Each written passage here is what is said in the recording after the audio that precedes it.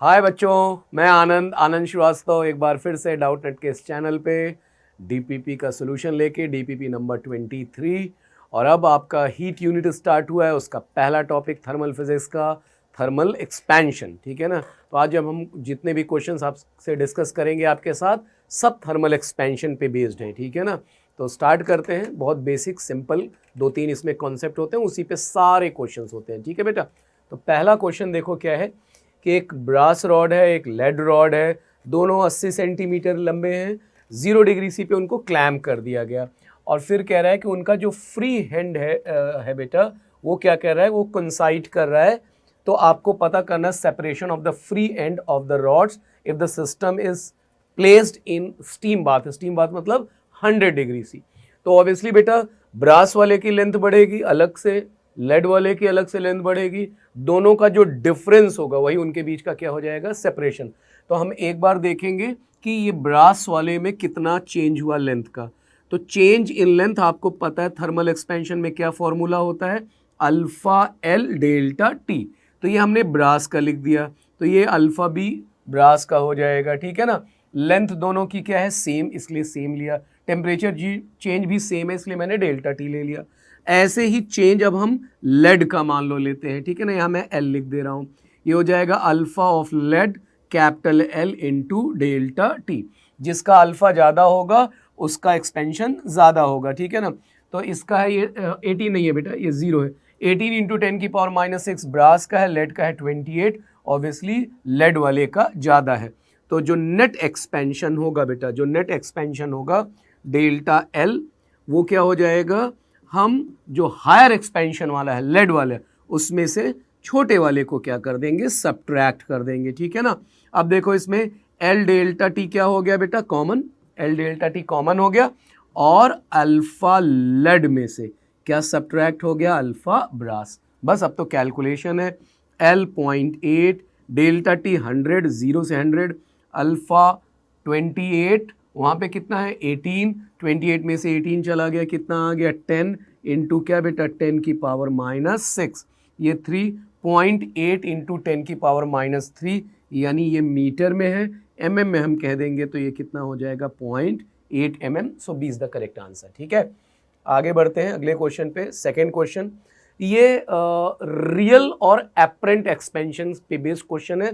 आपने पढ़ा होगा कि जो एपरेंट एक्सपेंशन है, मतलब किसी कंटेनर में जब हम लिक्विड को हीट करते हैं तो कंटेनर का भी एक्सपेंशन होता है, लिक्विड का भी एक्सपेंशन होता है।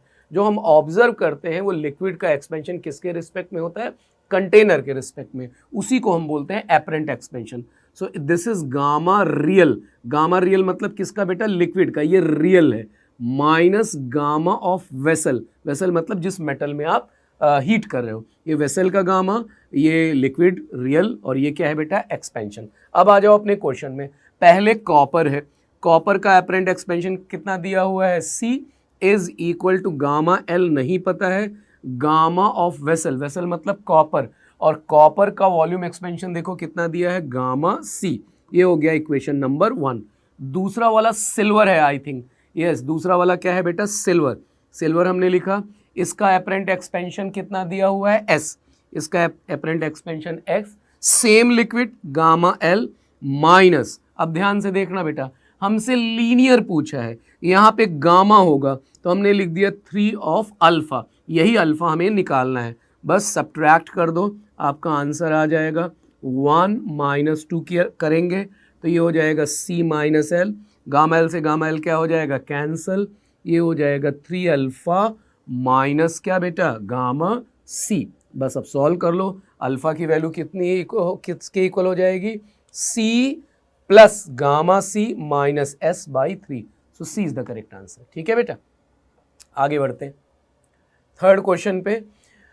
क्या है कि एक ब्रास का सॉलिड स्फीयर है, घूम रहा है बेटा। अब टेम्परेचर चेंज करेंगे तो उसका डायमीटर चेंज होगा, तो मोमेंट ऑफ इनर्शिया चेंज होगा, और कंजर्वेशन ऑफ एंगुलर मोमेंटम से अगर मोमेंट ऑफ इनर्शिया चेंज होगा तो ओमेगा भी चेंज होगा। हमसे वही पूछा हुआ है कि ओमेगा कितना चेंज होगा अगर टेम्परेचर चेंज हो रहा है। तो टेम्परेचर चेंज होने से देखेंगे कि कितना मोमेंट ऑफ इनर्शिया चेंज होता है, उसके अकॉर्डिंग एंगुलर स्पीड चेंज कर देंगे हम, ठीक है ना। तो सबसे पहले अगर मैं आई मोमेंट ऑफ इनर्शिया की बात करूं, स्फीयर है, तो क्या होता है 2/5 mr²। अब मास तो चेंज होने से रहा, क्या चेंज हो जाएगा बेटा? रेडियस।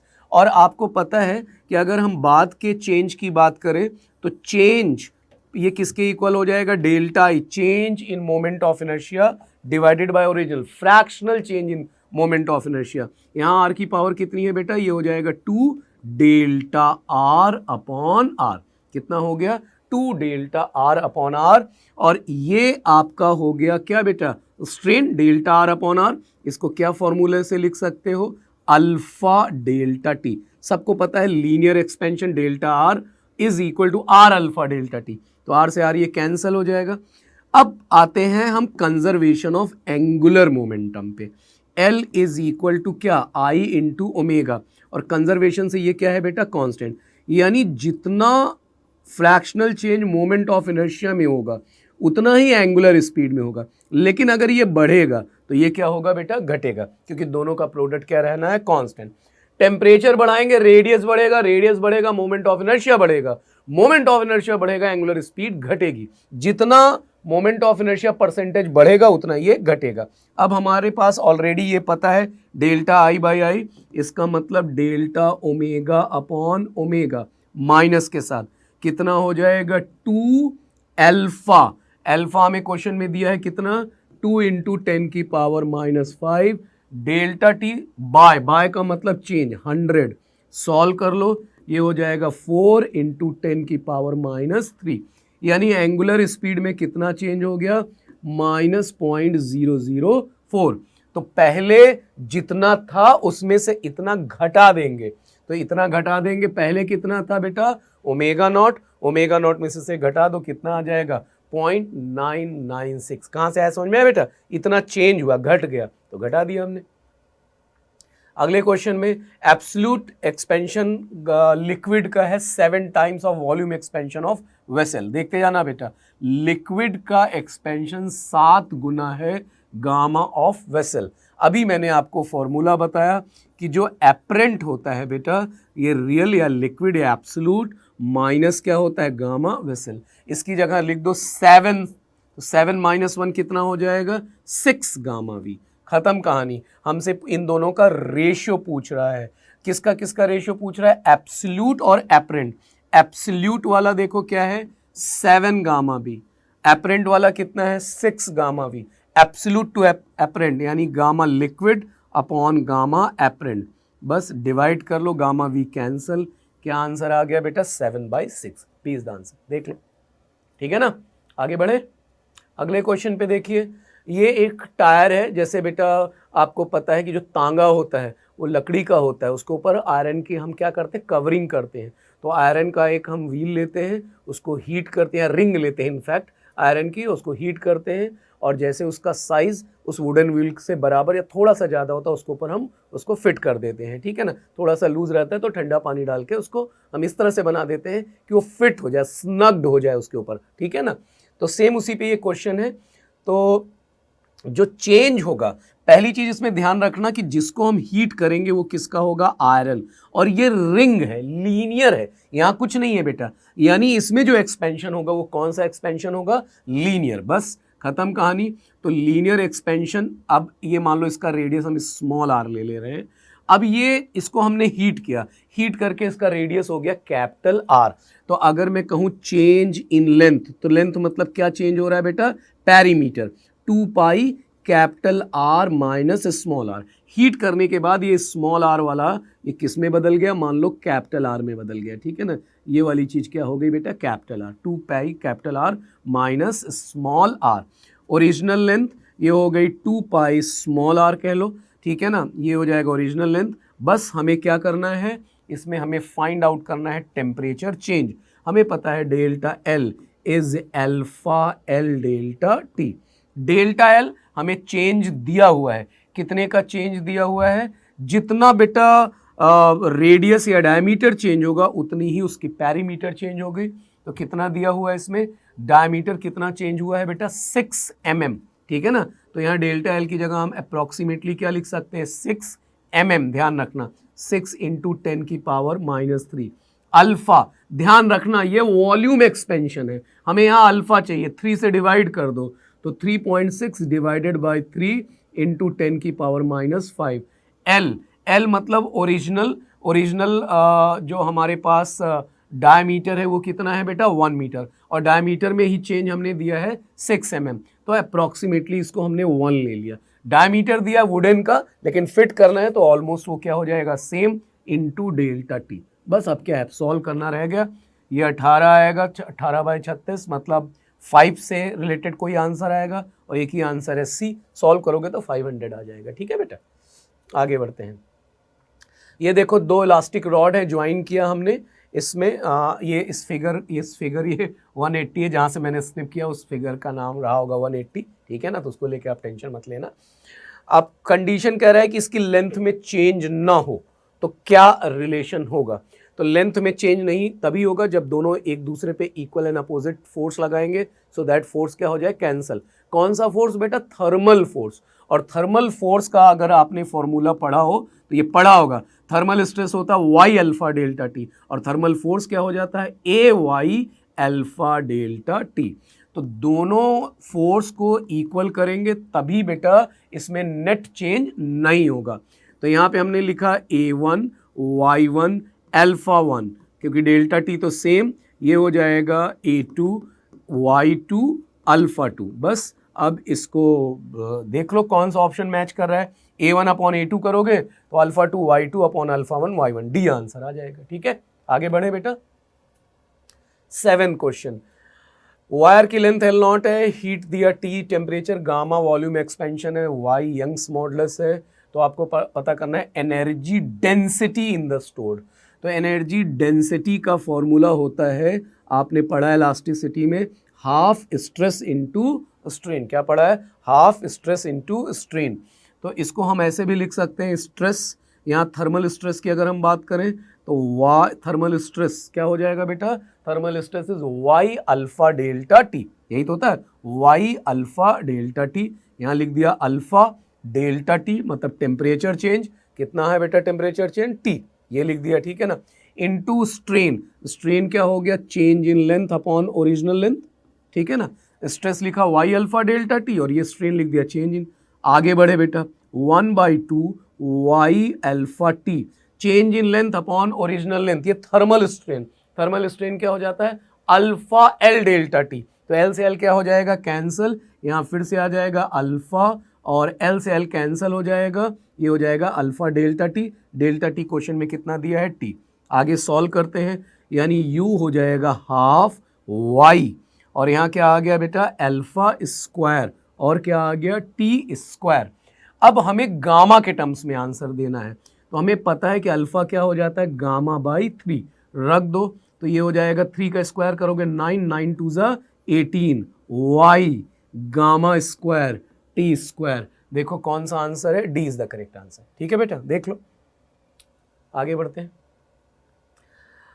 ये आपको पता है पेंडुलम क्लॉक, अगर मेटल का बना है पेंडुलम तो टेम्परेचर चेंज करने से उसकी लेंथ चेंज होगी, लेंथ चेंज होने से उसका टाइम पीरियड चेंज होगा, 2π/L/g। ठीक है ना, तो जो रिलेशन आता है टेम्परेचर चेंज और टाइम पीरियड में चेंज, वो होता है fractional change in time period. याद रखना, ये एडवांस में भी इस पे क्वेश्चन आ चुके हैं, half alpha delta T, this is the, ये टेम्परेचर स्मॉल टी लेना, ये चेंज इन टेम्परेचर, अल्फा उस पेंडुलम के मेटल का एक्सपेंशन, ये क्या है बेटा? Fractional change in time period.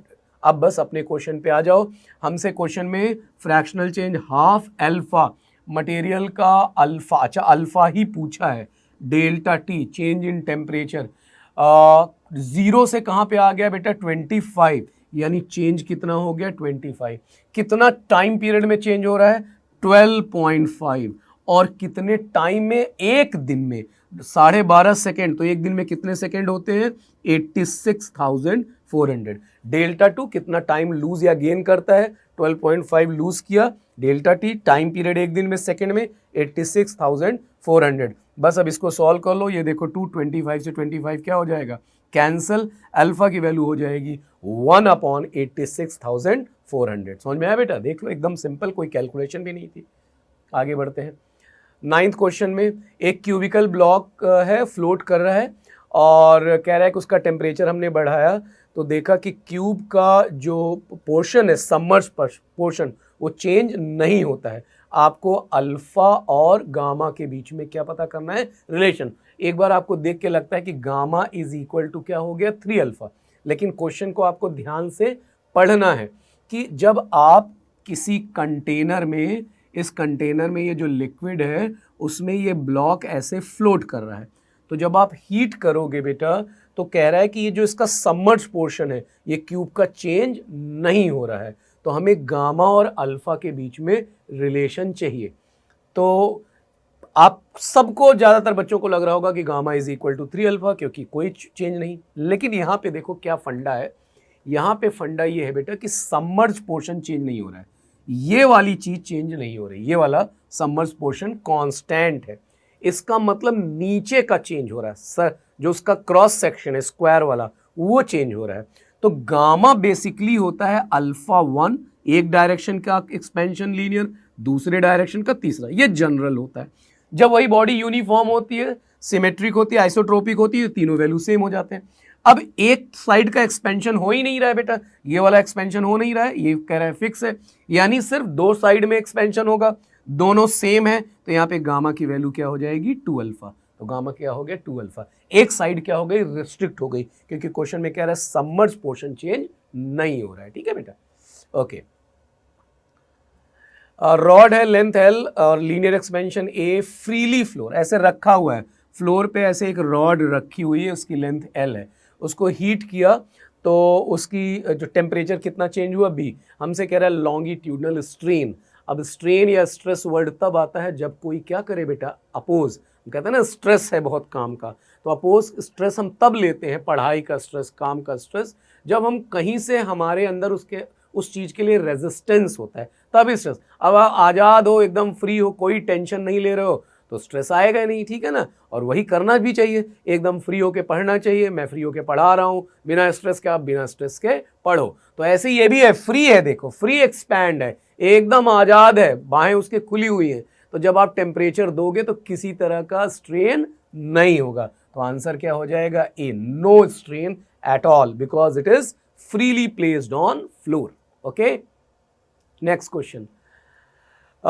ये है A is linear expansion, B is areal and C is volume, which of the following is true. ये तो आसानी है कि अगर हम एरियल की बात करें तो aerial is which of the following is true. इसमें बेटा दो आंसर हैं बेसिकली, मैं आपको बताता हूँ। मोर देन वन ऑप्शन हो गया, क्योंकि गामा 3 अल्फा के इक्वल होता है, तो ये सही हो गया।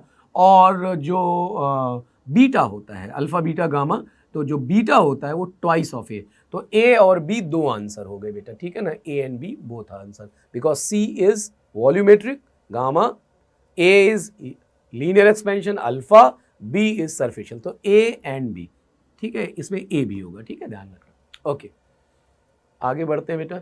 इसमें देखो दो होल किया गया है बेटा, अलग अलग डायमीटर के, ठीक है ना। हमसे कह रहा है कि अगर हम शीट को गर्म करें तो इनके साइज पे क्या फर्क पड़ेगा। याद रखना बेटा, जब भी हम किसी रिंग को हीट करते हैं, किसी डिस्क को हीट करते हैं, तो हमेशा उसका एक्सपेंशन होता है। इस थर्मल एक्सपेंशन को फोटोग्राफिक एक्सपेंशन बोलते हैं। फोटोग्राफिक मतलब बाहर की ओर, तो ये भी बड़ा होगा, ये भी बड़ा होगा, ठीक है ना। तो दोनों का डायमीटर क्या होगा बेटा, इंक्रीज होगा। सो बी इज द आंसर। इसी में मान लो है कि स्फीयर है, उसके अंदर कैविटी है, हीट करोगे तो कैविटी का साइज भी क्या होगा बेटा, इंक्रीज होगा, ठीक है ना, ध्यान रखना इस चीज को।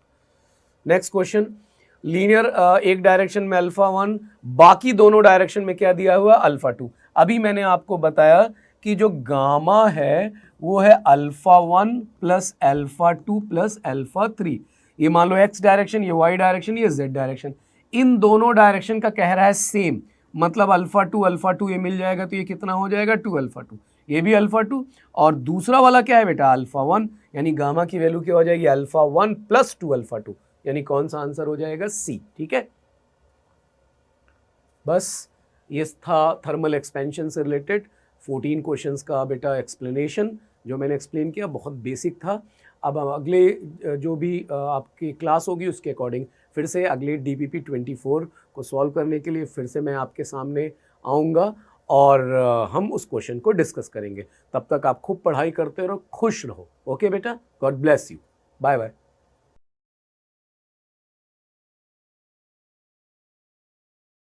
हेलो एवरीवन, आप लोगों का एक बार फिर से स्वागत है। मेरा नाम बच्चों चिराग बंसल है और मैं आप लोगों के लिए आज इन्वर्स ट्रिग्नोमेट्री फंक्शंस की डीपीपी का सॉल्यूशन लेके आया हूँ। हमारी ये डीपीपी नंबर है 24। ठीक है, आई होप आप लोगों ने सारे क्वेश्चंस अच्छे से अटेम्प्ट किए होंगे और ट्राई किया होगा उनको खुद से सॉल्व करने के लिए। फिर भी अगर कुछ दिक्कतें हैं तो चलिए उनको देखते हैं, आप लोगों का पूरे डाउट्स यहाँ पे क्लियर हो जाएंगे। स्टार्ट करते हैं हम लोग। पहला क्वेश्चन जो आप लोगों को हमने दिया था दैट वाज दिस, कि इसकी वैल्यू हमको निकालनी थी, इस पूरे एक्सप्रेशन की वैल्यू हमको निकालनी थी और बताना था ये π/4 के कंपैरिजन में कम है, ज़्यादा है, क्या है। तो इस टाइप की क्वेश्चन में हम लोग क्या कर सकते हैं, सबसे पहले इस वाले पे फोकस करेंगे, cos 2 tan इनवर्स 3/4, केवल इस पे फोकस करते हैं। यहाँ पे अगर हम tan इनवर्स 3/4 को सिंपल थीटा लिख दे तो this question will become cos 2 theta, and cos 2 theta का फॉर्मूला होता है 1 minus tan square theta upon 1 plus tan square theta. अगर हम यहाँ पे ये वैल्यू लिख देंगे 3/4 tan थीटा की वैल्यू, तो this will B 1 minus 9/16 upon 1 plus 9/16। This will give you 7/25। तो ये पहले एक्सप्रेशन की पूरे की हमको वैल्यू मिल गई है 7/25। सिमिलरली सेकेंड वाले का एक्सप्रेशन हम देखते हैं जो कि है साइन 2 कॉट इनवर्स 1/2। यहाँ पे हम लोग कॉट इनवर्स 1/2 को फाइ लिख देते हैं, ठीक है ना। This will become sine 2 phi and this will be 2 tan phi upon 1 plus tan square phi. Cot phi की वैल्यू 1/2 है तो tan फाइ की वैल्यू 2 हो जाएगी, तो this will be 2 into 2 upon 1 plus 2 square 4/5। तो इस एक्सप्रेशन की वैल्यू आ गई हमारे पास, इस एक्सप्रेशन की वैल्यू आ गई। इन दोनों को हम यहाँ पे लिख देते हैं तो answer will B tan inverse 7/25 plus 4/5। LCM ले लोगे तो answer will B 25 and this will B 27/25। 27/25 जो है वो 1 से बड़ा है, 1 से बड़ा है ना। तो tan इनवर्स 145 डिग्री होता है, 1 से बड़ा है तो answer will be greater than 45 degree. Answer option number C. Clear. अगले क्वेश्चन में बढ़ते हैं। Next question is if x equal to this and y equal to this then x and y में हमको रिलेशन बताना है, ठीक है ना। x और y में हमको रिलेशन बताना है। तो यहाँ से सिमिलर तरीके से हम लोग अप्रोच करने वाले हैं x की वैल्यू को, जो कि है साइन 2 tan इनवर्स 2। बिल्कुल सेम तरीके से अगर हम tan इनवर्स 2 को यहाँ पे भी थीटा लिख देते हैं तो आप लोग सेम तरीके से सॉल्व करोगे, सेम। तो this will be sine 2 theta, है ना। तो x की वैल्यू आप लोग सॉल्व करोगे तो आपके पास आंसर आएगा 4/5, ठीक है ना, 4/5। क्लियर है, फॉर्मूला लगा के। सिमिलरली अगर हम यहाँ पे आए तो यहाँ पे थोड़ा सा चेंज है, आप ध्यान से समझिएगा। दिस इज 1/2 tan इनवर्स 4/3, है ना। तो हम यहाँ पे इसको 5 लिख देते हैं, tan इनवर्स 4/3 को, ठीक है। तो y will be equal to sine 5/2, sine 5/2।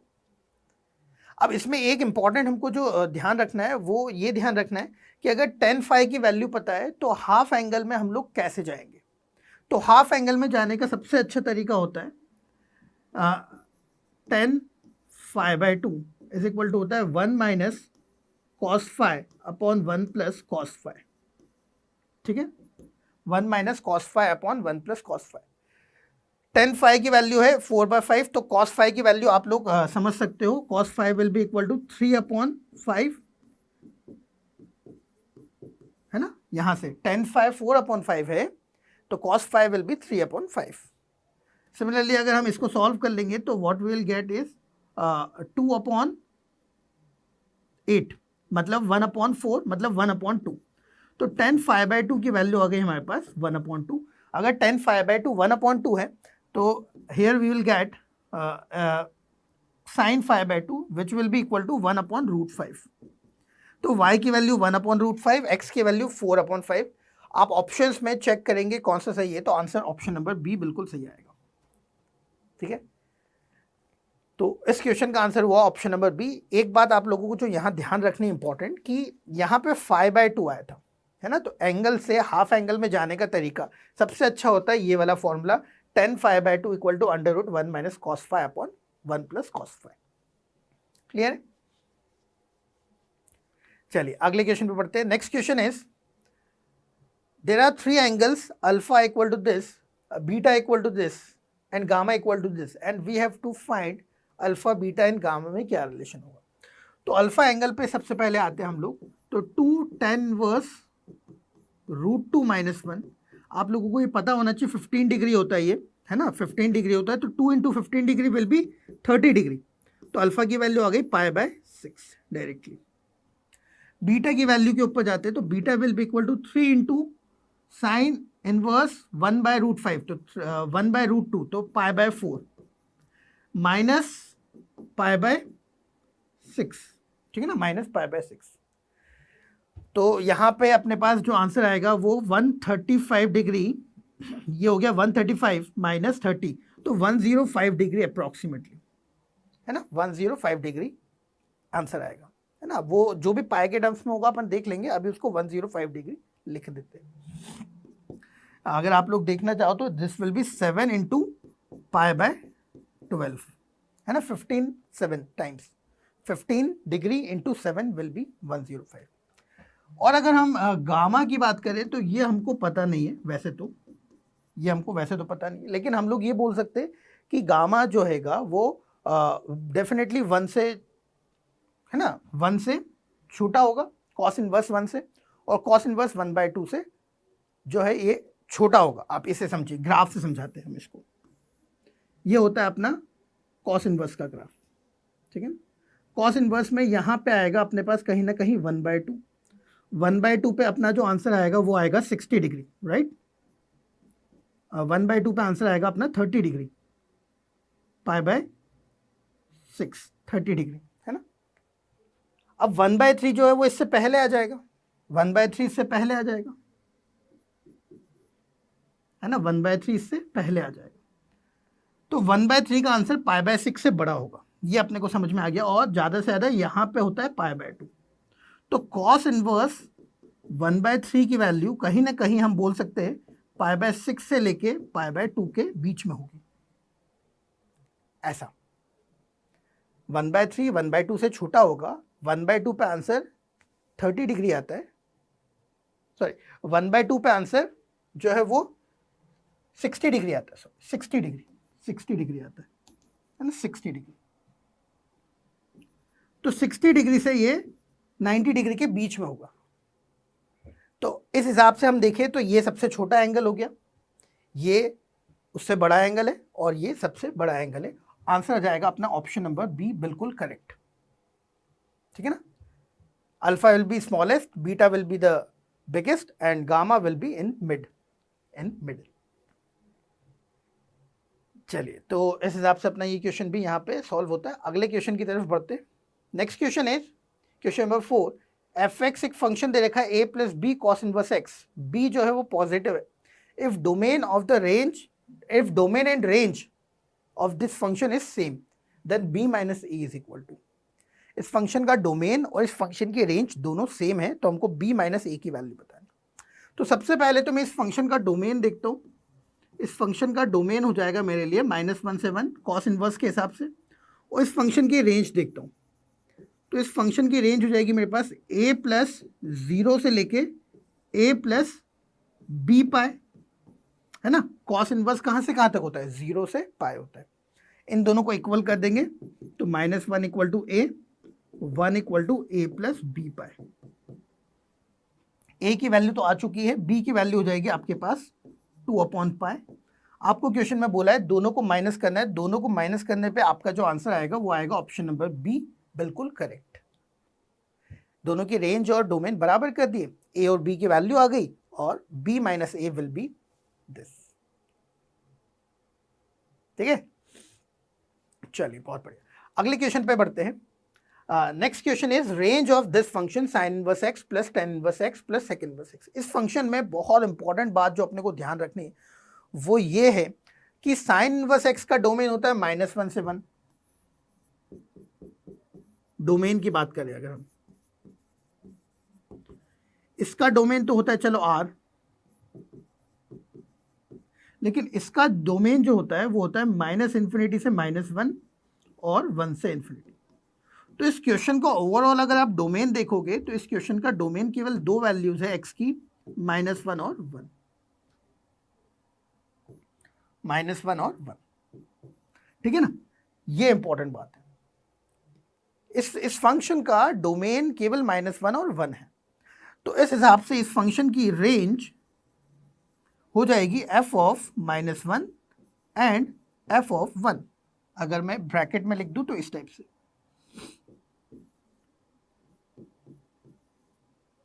आगे बात समझ में, ठीक है। तो जब आप यहां पे x की जगह 1 लिखोगे और x की जगह -1 लिखोगे तो दो आंसर आएंगे, एक आंसर आएगा π/4 और एक आंसर आएगा 3π/4, ठीक है। एक आंसर आएगा π/4, एक आंसर आएगा 3π/4। क्लियर है। तो इस क्वेश्चन का आंसर हो गया ऑप्शन नंबर सी, बिल्कुल करेक्ट। ठीक, 1 रखोगे तो आंसर आएगा 3π/4 और -1 रखोगे तो आंसर आएगा π/4। चलिए अगले क्वेश्चन पे बढ़ते हैं। नेक्स्ट क्वेश्चन है question number 6। The value of tan of sine inverse cos inverse sine inverse tan cos inverse sign cos inverse if x is from 0 to 1।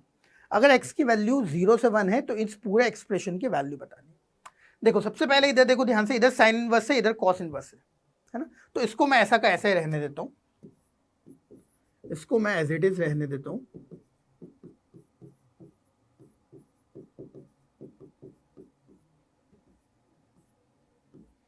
और इस वाले में थोड़े चेंजेस करता हूं। इस वाले में देखो मैं सबसे पहले क्या कर रहा हूं, ये cos inverse as it is, ये साइन एज इट इज, और यहां पे मैं लिख सकता हूं π/2 minus cos inverse will be sine inverse, sine inverse, ठीक है। तो sine π/2 minus theta will be cos theta. तो ये पूरा अपने पास क्या हो जाएगा, this will become cos theta. देखो बिल्कुल सेम जैसा बन गया, इसके जैसा बन गया। देखो यहाँ पे cos sine inverse cos sine. इस वाले को भी बदल देते cos इनवर्स को, इधर साइन इनवर्स है ना, इस वाले को भी लिख देते हम π/2 minus sine inverse cos sine inverse x। तो tan π/2 माइनस क्या हो जाएगा, this will be cot inverse, sorry cot sine inverse cos sine inverse x। और इधर क्या है, इधर tan है, एंगल सेम है, ध्यान से देखो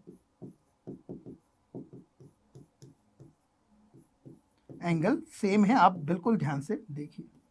तो ये वाला टर्म और ये वाला टर्म कैंसिल होकर आंसर आ जाएगा 1। एक जगह tan है, एक जगह cot है, रेसिप्रोकल होते, कैंसिल हो गया, आंसर आएगा 1। That is option number B, बिल्कुल करेक्ट हो गया। इस क्वेश्चन का आंसर हुआ ऑप्शन नंबर बी, ठीक है। चलिए अगले क्वेश्चन पे बढ़ते हैं, question number 7। Question number 7 is if box of sine inverse cos inverse sine inverse tan inverse x is equal to 1 then x is, यहां पे ग्रेटेस्ट इंटीजर फंक्शन दे रखा है, समझिएगा ध्यान से। अगर इस बॉक्स की वैल्यू हमको चाहिए, इस बॉक्स की वैल्यू हमको चाहिए 1, तो हम बोल सकते हैं इसके अंदर की वैल्यू कहां से कहां तक होगी,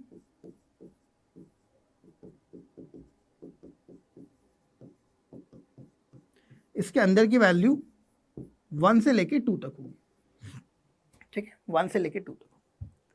अब देखिए एक बात बहुत इंपॉर्टेंट है कि साइन इनवर्स है, अंदर जो भी हो मेन है साइन इनवर्स। साइन इनवर्स केवल और केवल वैल्यू -π/2 से π/2 तक ही देता है, -π/2 से π/2 तक। तो ये 2 तो π/2 से बड़ा है, तो हम एक बात बोल सकते हैं कि इसका जो भी आंसर आएगा वो 2 तक तो नहीं आ सकता है, केवल और केवल π/2 तक आ सकता है, π/2 2 से छोटा होता है, ठीक है। सब जगह साइन ले लेते, साइन ले लोगे तो ये हो गया sin 1, यहाँ साइन साइन हट जाएगा, cos inverse, sine inverse, tan inverse, यहाँ हो जाएगा sin π/2 1। एक और स्टेप बता देता हूं, अब ले लेते हैं हम सारी जगह cos। अब cos लेंगे तो cos होता है डिक्रीजिंग फंक्शन, तो इनइक्वालिटी का साइन बदल जाएगा, क्योंकि cos होता है डिक्रीजिंग फंक्शन। इधर बचेगा साइन इनवर्स, tan इनवर्स, और इधर हो जाएगा cos 1, है ना। सिमिलरली हम अब साइन ले लेंगे और tan ले लेंगे, ठीक है ना। एक बार साइन ले लोगे तो यहाँ साइन cos साइन आ जाएगा, tan ले लोगे तो tan साइन cos tan आ जाएगा। तो आंसर जो होगा वो आएगा ऑप्शन नंबर ए, बिल्कुल करेक्ट। सबसे इंपॉर्टेंट पॉइंट यहाँ पे था कि यहाँ पे 2 दे रखा है, लेकिन 2 तक तो हम आंसर लेंगे नहीं, π/2 तक लेंगे, ठीक है, क्लियर। चलिए आगे बढ़ते हैं अगले क्वेश्चन पे, question number 8। If sine inverse x का box plus cos inverse x का बॉक्स इज इक्वल टू 0, ठीक है ना।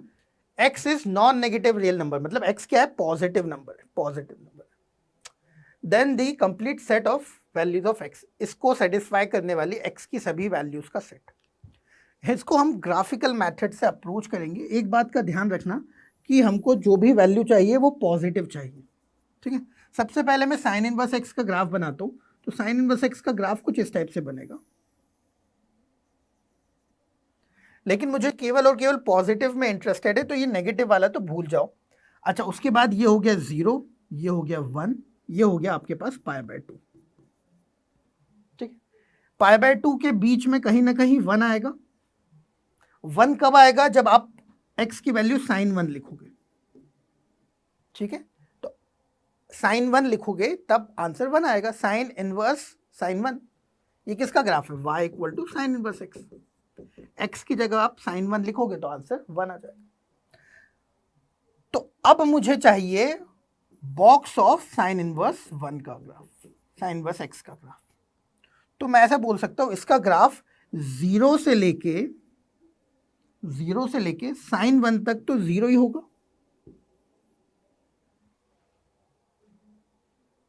0 से लेके साइन 1 तक आंसर 0 से 1 के बीच में आ रहा है, तो आंसर 0 हो रहा है। जब 1 साइन 1 से आगे जाते हो तो आंसर 1 से π/2 के बीच में आता है, तो 1 से π/2 के बीच में आंसर आएगा, तो उसका बॉक्स हो जाएगा 1।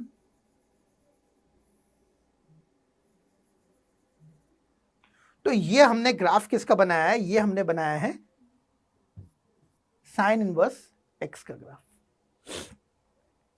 अब बात करते हैं हम कॉस इनवर्स एक्स की ग्राफ की, ठीक है ना, कॉस इनवर्स एक्स का ग्राफ। तो कॉस इनवर्स एक्स का ग्राफ कुछ इस टाइप से बनेगा, है ना। कॉस इनवर्स एक्स का ग्राफ कुछ इस टाइप से बनेगा एक बार फिर, लेकिन मेरे को केवल पॉजिटिव का ग्राफ चाहिए, मेरे को केवल पॉजिटिव का ग्राफ चाहिए, तो मैं केवल पॉजिटिव पे आ जाता हूँ, ठीक है ना। पॉजिटिव का ग्राफ चाहिए, इस टाइप से कहीं ना कहीं कॉस इनवर्स एक्स का ग्राफ बनेगा। ये 1 कब होगा, ये 1 होगा cos 1 पे।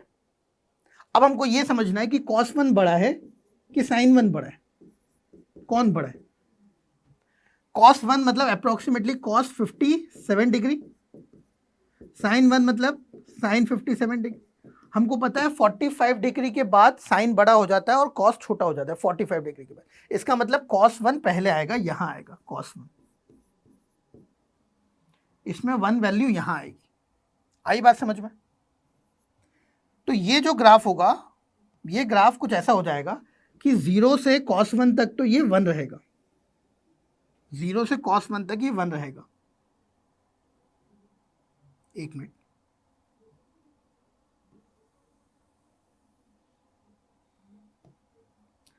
वन रहेगा, तो ये 1 रहेगा यहां तक। उसके बाद ये 0 हो जाएगा, उसके बाद ये 0 हो जाएगा, उसके बाद ये 0 हो जाएगा। अब हमको दोनों ग्राफ का एडिशन चाहिए 0, है ना। ये कौन सा ग्राफ बनाया हमने, कॉस इनवर्स एक्स के बॉक्स का। इन दोनों ग्राफ का एडिशन चाहिए 0। तो अगर आप 0 से cos 1 देखेंगे तो ये 1 है और ये 0 है, दोनों का एडिशन 0 नहीं होगा। cos 1 से sin 1 में दोनों ग्राफ जीरो है तो दोनों का एडिशन जीरो होगा। sin 1 से 1 के बीच में एक ग्राफ 1 है एक जीरो है, दोनों का एडिशन फिर से जीरो नहीं होगा। तो अपना जो आंसर है वो आंसर है cos 1 से लेके sin 1, that is option number D, बिल्कुल करेक्ट। आई बात समझ में? कैसे अप्रोच किया, दोनों के ग्राफ बनाए, साइन इनवर्स का भी और कॉस इनवर्स का भी, बॉक्स का ग्राफ बनाया उनके, और फिर बॉक्स से हमने देखा कि कब इनका सम जीरो हो रहा है। ठीक है, सिमिलरली ये क्वेश्चन भी है, लेकिन यहां पे 2 का मल्टीप्लाई, सेम टाइप का क्वेश्चन है। Cot inverse x plus 2 box of tan inverse x. ध्यान से अब इन दोनों के ग्राफ आप लोग समझिएगा। सबसे पहले मैं बना देता हूं 2 tan इनवर्स एक्स का, 2 tan इनवर्स एक्स का। ठीक है ना, तो ये ग्राफ कुछ ऐसा होता है, π/2 तक जाता है वैसे तो, है ना, लेकिन अब tan इनवर्स एक्स का बना देता हूं मैं, π/2।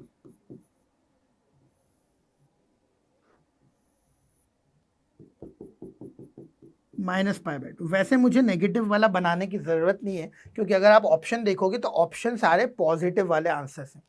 तो हम थोड़ा सा दिमाग लगाएंगे तो ये सोच सकते हैं कि नेगेटिव वाले की जरूरत नहीं, पॉजिटिव में आंसर अपने को मिलने वाला है। अब सेम टू सेम तरीके से यहाँ पे 10 1 आएगा, 10 1 पे आंसर कितना हो जाएगा, 10 1 पे आंसर 1 हो जाएगा। तो 10 1 के पहले 0 से 1 के बीच में, मतलब 0 से 10 1 तक, 0 से 10 1 तक ये ग्राफ जो होगा वो जीरो होगा, और 10 1 के बाद ये ग्राफ जो हो जाएगा वो 1 हो जाएगा, है ना, क्योंकि आंसर 1 से π/2 उसका ग्रेटेस्ट इंटीजर 1 हो जाएगा। ध्यान रखना, इसमें 2 का मल्टीप्लाई करना है अपने को, ठीक है ना, ध्यान रखना। तो ये जो ग्राफ बनाया है वो मैंने बनाया box of tan inverse x का, 2 का मल्टीप्लाई करना है, वो बाद में अपन देख लेंगे। अब हम लोग कॉट इनवर्स एक्स के ग्राफ पे आते हैं। कॉट इनवर्स एक्स का ग्राफ जो बनता है वो इस टाइप से बनता है।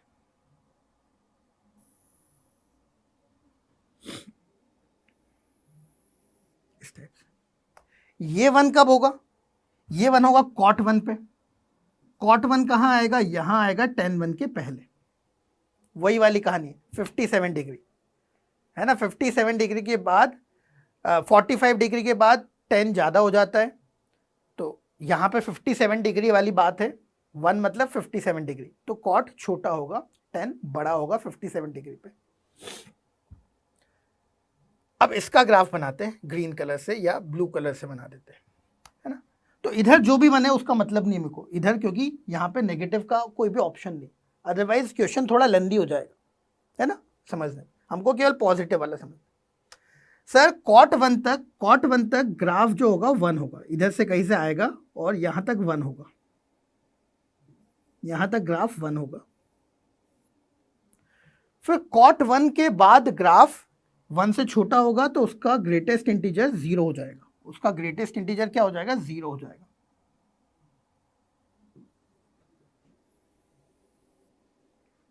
ठीक है, तो ये हमने कौन सा ग्राफ बनाया, कॉट इनवर्स एक्स का। हमको दोनों का सम 0 चाहिए, ध्यान रखना, इसमें 2 का मल्टीप्लाई करना है और इसको प्लस करना है और 0 चाहिए। तो यहां पे तो ऐसा हो नहीं पाएगा क्योंकि व्हाइट वाला 0 है और ये भी पॉजिटिव है, लेकिन कॉट 1 से tan 1 के बीच में अगर आप देखोगे, कॉट 1 से tan 1 के बीच में दोनों ग्राफ 0 है, दोनों ग्राफ 0 है तो दोनों का एडिशन भी 0 होगा। तो इस क्वेश्चन का आंसर आएगा ऑप्शन नंबर डी, कॉट 1 से tan 1। ठीक है, इसके अगर आप आगे जाते हो, इसके आगे जाते हो, tan 1 के आगे जाते हो, तो cot will be 0 but tan will be something 1, है ना, tan की वैल्यू 1 रहेगी, तो ये 0 नहीं हो पाएगा। तो कॉट 1 से tan 1 के बीच में दोनों 0 रहेंगे और यही अपना आंसर हो जाएगा। आई होप आपको ये दोनों क्वेश्चन एक जैसे समझ में आए। अगले क्वेश्चन पे पढ़ते हैं, question number 10, the set of values of x for which this has at least 1 solution. कम से कम एक सॉल्यूशन होना चाहिए, हमको x की वैल्यूज, a की वैल्यूज बतानी है। ठीक है, a की वैल्यू। सबसे पहले ये देखो, ये π/2 हो जाता है, लेकिन π/2 लिखने से पहले आप लोग एक बात का ध्यान रखना, इसका डोमेन चेक कर लेना। ये कुछ इस प्रकार से लिखा हुआ है, ध्यान से देखो, इस प्रकार से लिखा हुआ है।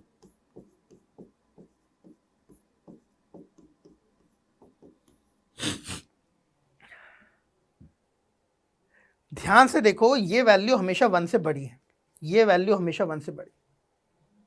तो अगर हम इस क्वेश्चन के डोमेन की बात करें तो इस क्वेश्चन का डोमेन केवल है x की वैल्यू 2, क्योंकि अगर आपने 2 नहीं रखा तो ये आंसर 1 से बड़ा हो जाएगा और ये डोमेन के बाहर हो जाएगा। अब बात आती है कि हमको इस पूरे क्वेश्चन का एटलीस्ट 1 सॉल्यूशन चाहिए। अब x की तो एक ही वैल्यू है डोमेन में, तो वही सॉल्यूशन भी होगा, तो हम यहाँ पे 1 लिख देते हैं। तो ये हो गया 1, ये हो गया a, और इसकी वैल्यू तो π/2 आएगी, सही, sine inverse plus cos inverse की। तो केवल x की वैल्यू 2, सॉरी x की वैल्यू 2 रखनी है हमको यहाँ पे, 4 + 2 है।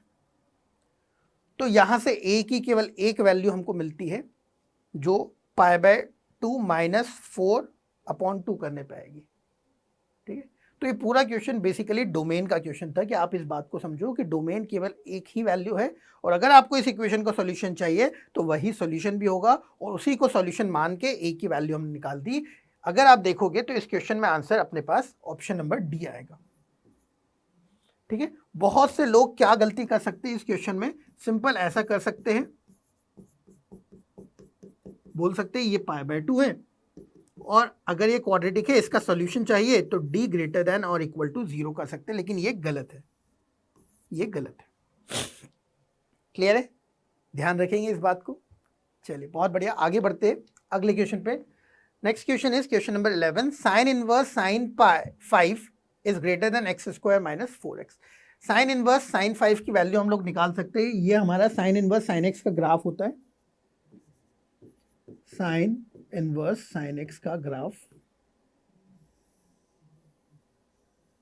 ये होता है 0, ये होता है हमारे पास पाई, ये होता है 2π, ठीक है। तो जो 5 होगा वो यहां पे आएगा, हम लोग ये समझ सकते हैं, ये वाला पॉइंट होगा हमारे पास 3π/2, ठीक है। 3π/2 इज अप्रोक्सीमेटली 4.5। तो ये जो 5 आएगा वो यहां आएगा। तो साइन इनवर्स साइन x, ये वाली लाइन कौन सी है, ये लाइन है x - 2π, ठीक है ना। तो इसकी वैल्यू कितनी हो गई, इसकी वैल्यू हो गई 5 - 2π, ठीक है, 5 - 2π, और ये हो गया x² - 4x।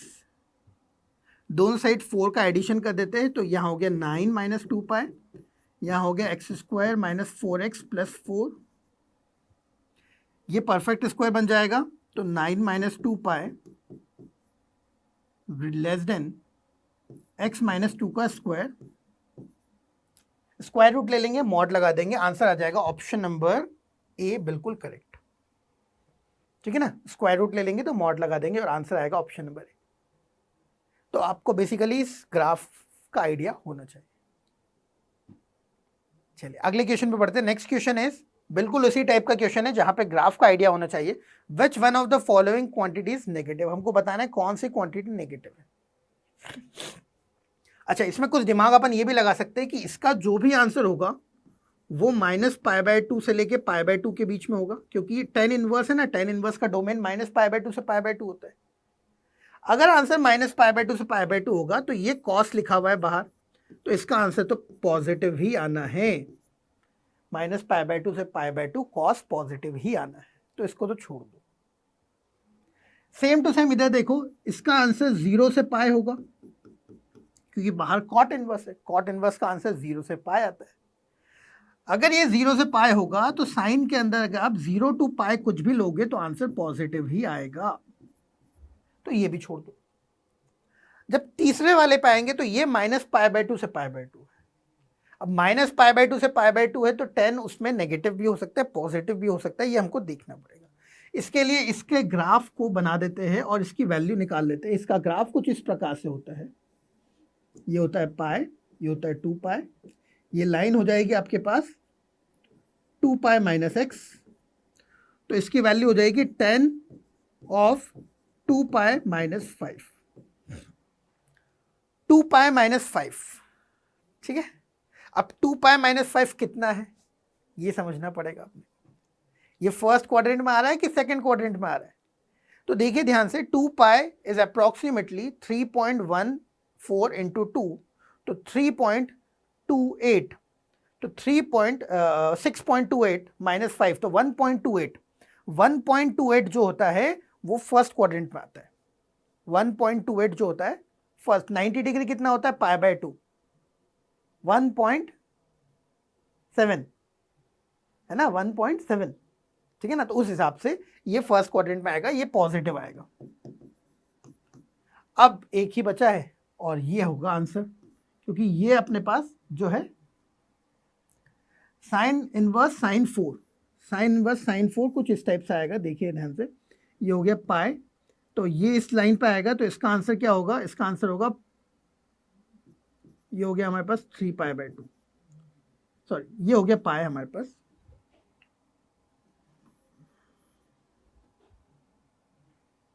ये हो गया हमारे पास पाई, है ना। और 4 का होगा इसके जस्ट आगे होगा 4, यहाँ पे होगा 4। तो आप वैसे भी देख सकते हो कि जो आंसर है वो नेगेटिव में आ रहा है, आंसर जो है वो नेगेटिव में आ रहा है। ये देखो यहाँ पे ये आंसर आ रहा है, क्या है आंसर? ये आंसर है 4, ये आंसर है हमारे पास पाई माइनस 4, जो कि नेगेटिव है। अब नेगेटिव एंगल है, माइनस फोर्थ क्वाड्रेंट में जाएगा एंगल, एंगल अगर फोर्थ क्वाड्रेंट में जाएगा तो कॉट की वैल्यू नेगेटिव आएगी, एंगल अगर फोर्थ क्वाड्रेंट में जाएगा कॉट की वैल्यू नेगेटिव आएगी। आंसर होगा ऑप्शन नंबर डी, ठीक है। चलिए अगले क्वेश्चन पे बढ़ते हैं। Next question is the equation sine inverse x is equal to mod of x minus a will have at least one solution if। तो a की क्या क्या वैल्यू हो सकती है जिसके लिए इसका एक सॉल्यूशन हो? तो इसको हम ग्राफिकल मेथड से अप्रोच करेंगे। हमको पता है कि ये पॉजिटिव है, मॉड है ना, तो जो भी सॉल्यूशन होगा वो ऊपर वाले एरिया में आएगा। ये हो गया हमारे पास -1 पाई बाय 2, ये हो गया पाई बाय 2, ये हो गया 1, यहाँ माइनस पाई बाय 2, है ना। ये तो हो गया अपने पास y equal to sine inverse x। अब हम लोग ग्राफ बनाएंगे किसका? Mod of x minus a। Mod of x minus a का ग्राफ कैसे बनता है? इस टाइप से बनता है, ये होता है x इक्वल टू a, है ना।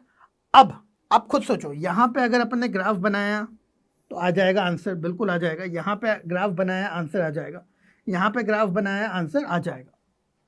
लिमिटिंग कंडीशन कौन सी होगी? लिमिटिंग कंडीशन कौन सी होगी? तो लिमिटिंग कंडीशन ये वाली होगी, जब यहाँ पे ग्राफ जो इंटरसेक्शन करे वो यहाँ पे करे। आपने इससे आगे ग्राफ को लेके गए तो दिक्कत हो जाएगी। तो ये लिमिटिंग कंडीशन इधर साइड से हुई। ये वाली लाइन अगर हम, ये y equal to mod of x minus a का ग्राफ है, तो ये वाला पॉइंट है 1 पाई बाय 2 जो इस पे आना चाहिए, 1 पाई बाय 2 जो इस पे आना चाहिए, और ये लाइन है नेगेटिव वाली, तो ये मॉड नेगेटिव से खुलेगा। तो pi by 2 equal to -1 minus a, तो ये सबसे मैक्सिमम वैल्यू आ गई a की जो सबसे मैक्सिमम वैल्यू होगी वो हो गई हमारे पास 1 प्लस पाई बाय 2, है ना। ये ग्राफ ऐसे आगे की तरफ लेके जाओ, अब पीछे की तरफ लेके आओ। जब पीछे की तरफ लेके आओगे तो आपको मिनिमम वाला सॉल्यूशन मिल जाएगा। देखो ये अभी इधर वाला इंटरसेक्ट कर रहा था, अब ये इधर वाला इंटरसेक्ट करेगा, ये ऐसा। तो सबसे मिनिमम वाला कंडीशन कौन सी आएगी? सबसे मिनिमम कंडीशन आएगी जब ये वाली लाइन इस वाले पॉइंट से जाए, ये मिनिमम कंडीशन, मिनिमम कंडीशन। यहाँ पे हम क्या बोलेंगे कि जो y equal to mod of x minus a है वो कौन से पॉइंट को, इस वाले पॉइंट को फिर से सेटिस्फाई करना चाहिए। अब प्लस वाला कर्व, आगे वाला कर्व, तो this is pi by 2 equal to 1 minus a, तो यहाँ से a मिनिमम आ जाएगा हमारे पास 1 माइनस पाई बाय 2। आंसर हो जाएगा ऑप्शन नंबर डी, बिल्कुल सही, ठीक है। तो ये जो V जैसा शेप का कर्व होता है इसको हम आगे से लेके पीछे तक ले सकते हैं। आगे वाली लिमिटिंग कंडीशन में ये वाला ग्राफ बनेगा और पीछे वाली लिमिटिंग कंडीशन में ये वाला ग्राफ बनेगा, ठीक है। इसके बीच में आप कोई सा भी ले लो, एक आंसर मिलेगा। अगले क्वेश्चन पे पढ़ते हैं, question number 14। Maximum value of this is equal to, इस फंक्शन की मैक्सिमम वैल्यू निकालनी है। तो हम इसको t मान लेते हैं, तो ये t स्क्वायर और ये हो गया हमारे पास π/2 माइनस टी का होल। ध्यान रखना t की जो वैल्यू होगी, मतलब सेक इनवर्स x की, t किसको माना है, सेक इनवर्स x को, इसकी वैल्यू अपने को ध्यान रखना है 0 से लेके पाए तक आएगी। ये बात का अपने को ध्यान रखना है, ठीक है। इसकी वैल्यू 0 से पाए तक आएगी और π/2 नहीं आएगी, इस बात का ध्यान रखना है। π/2 नहीं आएगी, तो सेक इनवर्स x की वैल्यू 0 से पाए आती है, π/2 नहीं आती। चलिए अब इसको जरा क्वाड्रेटिक बना लेते, तो ये क्वाड्रेटिक बन जाएगी 2t स्क्वायर प्लस नहीं माइनस πt और पाई स्क्वायर बाय। इसका मिनिमम कब आएगा, मिनिमम आएगा t इक्वल टू π/4 पे, है ना। अपने को चाहिए मैक्सिमम, अपने को चाहिए मैक्सिमम। तो हम बोल सकते हैं कि अगर हम इस ग्राफ को थोड़ा सा एनालाइज करें, तो इसका मिनिमम π/4 पे आ रहा है, कुछ इस टाइप से मान लो, ये π/4 पे मिनिमम आ रहा है ना, क्वाड्रेटिक है ये। तो π/4 के इधर और उधर ग्राफ एक जैसा होता है, इधर उधर।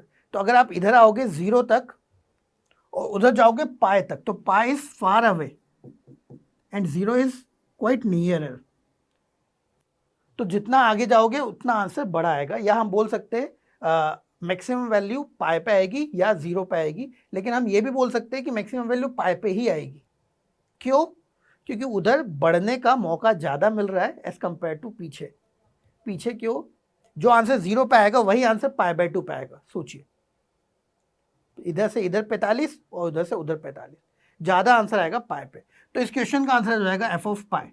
आप f ऑफ पाई निकालेंगे तो आंसर आएगा ऑप्शन नंबर डी, 5π²/4।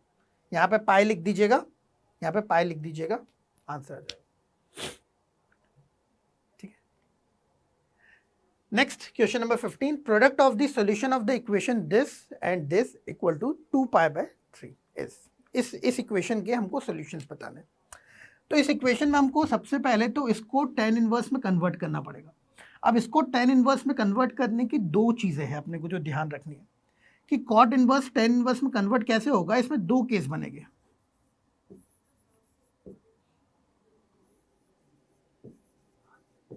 जब ये एंगल है, एंगल जो होगा ये पॉजिटिव होगा और जब ये एंगल जो होगा वो नेगेटिव होगा। यहां से आपके पास आंसर आ जाएगा x बिलोंग टू -1 से 0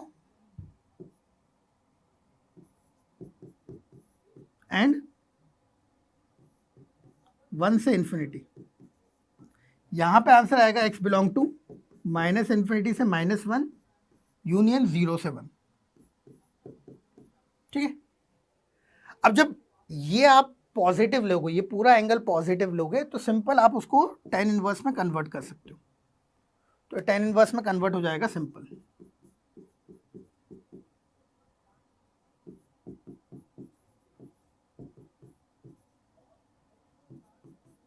पलट के इसको हम सॉल्व कर लेंगे। इसको सॉल्व करके हमारे पास दो आंसर आएंगे। एक आंसर आएगा √3 और एक आएगा -1/√3। ठीक है। लेकिन जब cot थीटा के अंदर की वैल्यू नेगेटिव होती है, जब cot थीटा के अंदर की वैल्यू नेगेटिव होती है, तो कन्वर्ट करने में हमको ध्यान रखना है, कुछ ऐसा होता है। पाई प्लस क्या होता है? पाई प्लस होता है।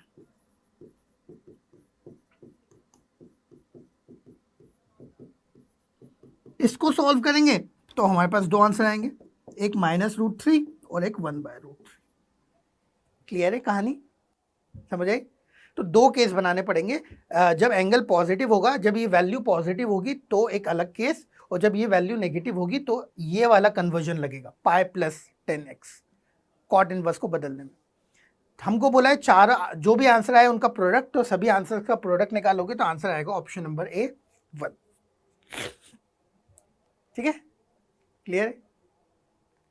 चलिए अगले क्वेश्चन पे बढ़ते हैं।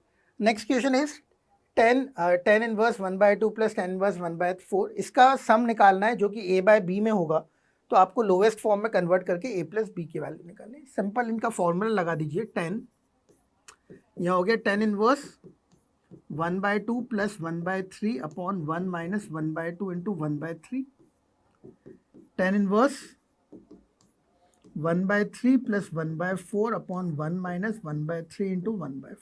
ठीक है, इसको सॉल्व कर देते हैं। इसको सॉल्व करेंगे तो ये आएगा हमारे पास टेन इनवर्स, यहाँ पे आएगा सॉल्व करने पे 1, और यहाँ पर सॉल्व करने पे आपके पास आएगा 7/11। इसमें फिर से फॉर्मूला लगा दीजिए, तो tan inverse 1 plus 7/11 upon 1 minus 7/11। तो इसको सॉल्व करने पे आपके पास आंसर आएगा 18/4, मतलब 9/2। एक मिनट रुको, 18/4। अच्छा, यहाँ पे मैंने 3 और 4 ले लिया ना, यहाँ पे मैंने थोड़ी सी गलती कर दी। यहाँ पे 3 और 4 नहीं आएगा, 4 और 5 आएगा। ठीक है, आप लोग सॉल्व कर सकते हैं।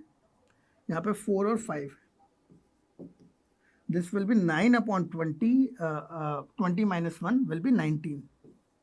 ठीक है, तो 9/19 और यहाँ पे भी 9/19। ठीक है, this will B 28/10, that means 14/5। तो a/b हो गया अपने पास 14/5, तो दोनों को प्लस करेंगे तो a हो गया 14, b 5 प्लस करेंगे, आंसर आएगा ऑप्शन नंबर ए 19। ठीक है, क्लियर। अगला क्वेश्चन, ये भी सिंपल, अपने को डायरेक्ट फॉर्मूला लगाना है। 10 ऑफ, ये हो गया माइनस 10 इनवर्स 2/3 प्लस 10 इनवर्स 5, इसमें फॉर्मूला लगा दीजिए। फॉर्मूला लगाने के बाद आपके पास आंसर आ जाएगा 10 inverse 5 minus 2/3 upon 1 plus 5 into 2/3। ठीक है, तो क्वेश्चन नंबर 17 में जब आप सॉल्व करोगे तो आंसर आ जाएगा 1। क्लियर, आंसर आ जाएगा 1। चलिए आखिरी क्वेश्चन सॉल्व करते हैं। आखिरी क्वेश्चन है दिस समीशन सीरीज, तो इसको हम लोग जो है कन्वर्ट कर लेंगे r equal to 1n। 10 inverse हम इसको लिख सकते हैं, ध्यान से आप देखिएगा, 2 की पावर r माइनस 2 की power r minus 1 upon 1 plus 2 की पावर r इंटू 2 की पावर r माइनस 1, है ना। ये सीरीज का यही तरीका होता है, जो कि हो जाएगी समीशन 10 इनवर्स 2 की पावर r माइनस 10 इनवर्स 2 की पावर r माइनस 1। r की वैल्यू आपको यहाँ पे 1 से लेके n तक लिखनी है। जब आप एक्सपांड करोगे तो कुछ इस टाइप से आएगा, 10 इनवर्स 2 की पावर 1 माइनस 10 इनवर्स 2 की पावर 0, 10 इनवर्स 2 की पावर 2 माइनस 10 इनवर्स 2 की पावर 1, इस टाइप से। और सारी चीज़ें, सारी टर्म्स कैंसिल हो जाएगी, केवल सेकंड टर्म बनेगी और सेकंड लास्ट टर्म बचेगी। सेकंड टर्म बचेगी और सेकंड लास्ट टर्म बचेगी। ठीक है, सेकंड टर्म और सेकंड लास्ट बचेगी, तो answer will be option number B correct. 10 inverse 2 की पावर n माइनस ये हो गया 10 इनवर्स 1 मतलब π/4। ठीक है, चलिए तो इसी के साथ हमारी इस पूरी डीपीपी का सॉल्यूशन यहाँ पे खत्म होता है। आई होप आप लोगों ने एंजॉय किया होगा और सभी क्वेश्चंस अच्छे से समझ भी लिए होंगे। फिर मुलाकात होगी अगली डीपीपी में। Thank you very much.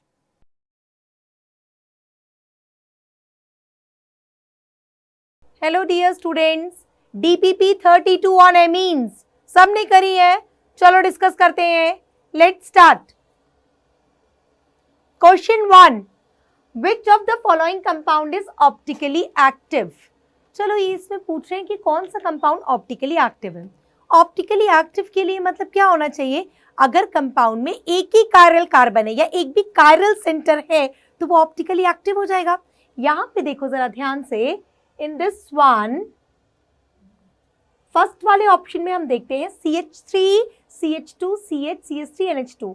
अब देखो यहां पर है तो एमीन ही ये, ठीक है, मगर आप यहाँ पे देखो ये वाला जो कार्बन है ये कायरल हो गया, एक वैलेंसी हाइड्रोजन सेटिस्फाइड है, one is methyl, one is ethyl and one is NH2। तो अगर किसी कंपाउंड में सिर्फ एक ही कायरल कार्बन हो तो वो तो ऑप्टिकली एक्टिव होता ही है ना। अगर दो या दो से ज्यादा हो तो मीजो होने की पॉसिबिलिटी भी होती है, बट ये तो ऑप्टिकली एक्टिव ही होगा, तो ये तो ऑप्टिकली एक्टिव है। नेक्स्ट देखो यहाँ पर ये आपको क्या दिया हुआ है, N पॉजिटिव, और इसमें नाइट्रोजन की 4 वैलेंसीज, डिफरेंट एटम्स और ग्रुप ऑफ एटम सेटिस्फाइड है। See this is phenyl, ethyl, methyl and H। तो ये भी तो कायरल सेंटर हो गया, तो यहाँ ये भी ऑप्टिकली एक्टिव है। इसकी बात करें तो इधर कायरल कार्बन प्रेजेंट है, 1 valency satisfied with hydrogen, NH2, CH3 and COH, तो ये भी ऑप्टिकली एक्टिव है। सो करेक्ट आंसर क्या हो जाएगा हमारे पास, ऑल ऑफ दीज, है ना, सारे ही ऑप्टिकली एक्टिव है। Correct answer is D. Clear है सबको?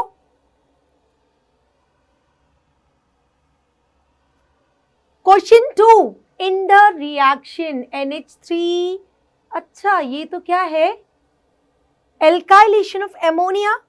देखो एल्काइलेशन ऑफ एमोनिया है, एमोनिया को आपने RH से रिएक्ट कराया, SN2 मैकेनिज्म, पहले क्या बन गया RNH2 एंड देन फिर ये अगेन RH से रिएक्ट हुआ। यहाँ पे रिएक्शन स्टॉप नहीं होती ना, इसकी न्यूक्लियोफिलिसिटी और बढ़ जाती है। देखो due two plus I inductive effect of R, इधर पर एविबिलिटी ऑफ लोन पेयर और बढ़ गई, न्यूक्लियोफिलिसिटी बढ़ गई, तो ये रेडिली RH पे फिर से अटैक कर देगा और आपको क्या मिल जाएगा, सेकेंडरी एमीन। सेकेंडरी एमीन में न्यूक्लियोफिलिसिटी और बढ़ गई है, ये फिर से इस पे अटैक करेगा और आपको टर्शरी एंड देन क्वार्टरनरी ऐसे रिएक्शन प्रोसीड होता जाएगा और आपको मिक्सचर ऑफ एमीन्स मिलेगा। ये बोल रहे if one wants to prepare RNH2 only, किसी को सिर्फ प्राइमरी एमीन चाहिए, ही शुड, वो क्या करेगा, देखो 2 तरीके हैं, मैंने बताया था, या तो लिक्विड एमोनिया ले ले तो वो RNH2 पर रिएक्शन रुक जाएगी, और या फिर क्या करे, एमोनिया को एक्सेस में ले ले। अगर आप एमोनिया को एक्सेस ले लोगे तो क्या होगा, देखो एक्सेस लेने का मतलब ये है कि मान लो ये क्या ले लिया आपने, 10 इक्विवेलेंट्स ले लिए, ऐसे ही समझा रही हूँ, 10 इक्विवेलेंट्स ले लिए और RX क्या है 1 इक्विवेलेंट, तो ऑब्वियस सी बात है 1 इक्विवेलेंट जो है वो तो पूरा ही रिएक्ट हो गया होगा RX एमोनिया से, पूरा रिएक्ट हो गया। अब पूरा रिएक्ट हो गया तो एमोनिया बचा हुआ है मगर RX नहीं, तो जैसे ही आपको प्राइमरी एमीन मिलेगा उसके बाद फर्दर रिएक्ट होने के लिए RX बचा ही नहीं है, तो आप एक्सेस ऑफ एमोनिया में भी एमोनिया भी लोगे तो भी आपको primary as a major product मिल जाएगा। तो हमारे पास आंसर क्या हो जाएगा, use excess of ammonia. Clear है सबको? बिल्कुल ओके, गुड।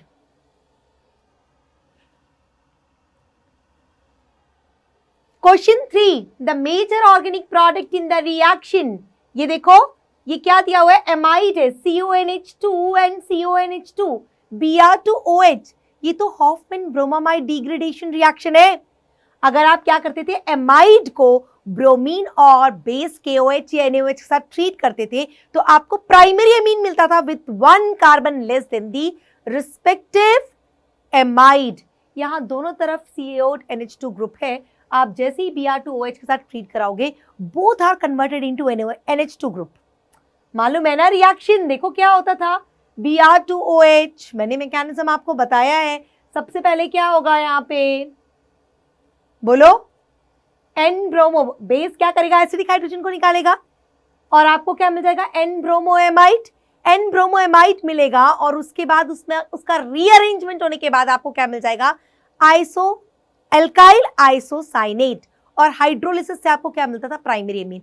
आज की क्लास में पूरा मैकेनिज्म बताया है, ठीक है। तो आप सीधे देखो CONH2 is converted into NH2 group, तो ये क्या आ जाएगा, CH2 NH2 NH2, एक एक कार्बन दोनों तरफ से कम हो जाएगा, तो करेक्ट आंसर मेरे पास क्या हो जाएगा, डी। क्लियर? बिल्कुल क्लियर है ना?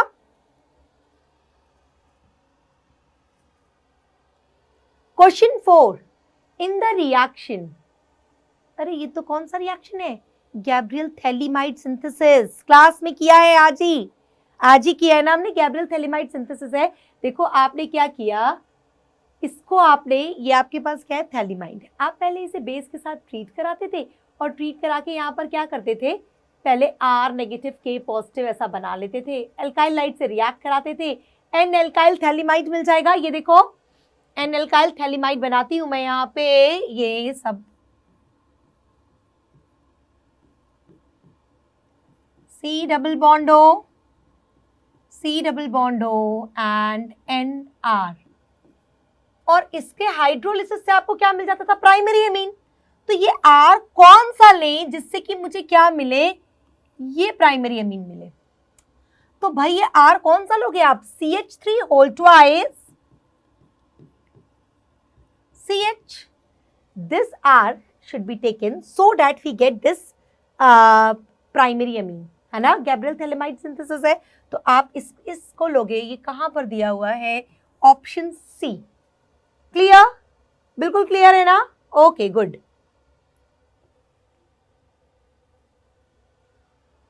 Question 5. Which of the following undergoes Hoffman degradation when reacted with Br2 and NaOH? मैंने हॉफमैन डिग्रेडेशन में आपको बताया है कि आप क्या करोगे, एमाइड जाता है, एमाइड जो है हॉफमैन डिग्रेडेशन रिएक्शन देता है, प्राइमरी अमीन मिलता है with 1 carbon less than their respective amide, मगर आपके पास जो एमाइड है उसमें दोनों एसिडिक हाइड्रोजन होने चाहिए, मतलब सब्स्टिट्यूटेड एमाइड नहीं चलेगा।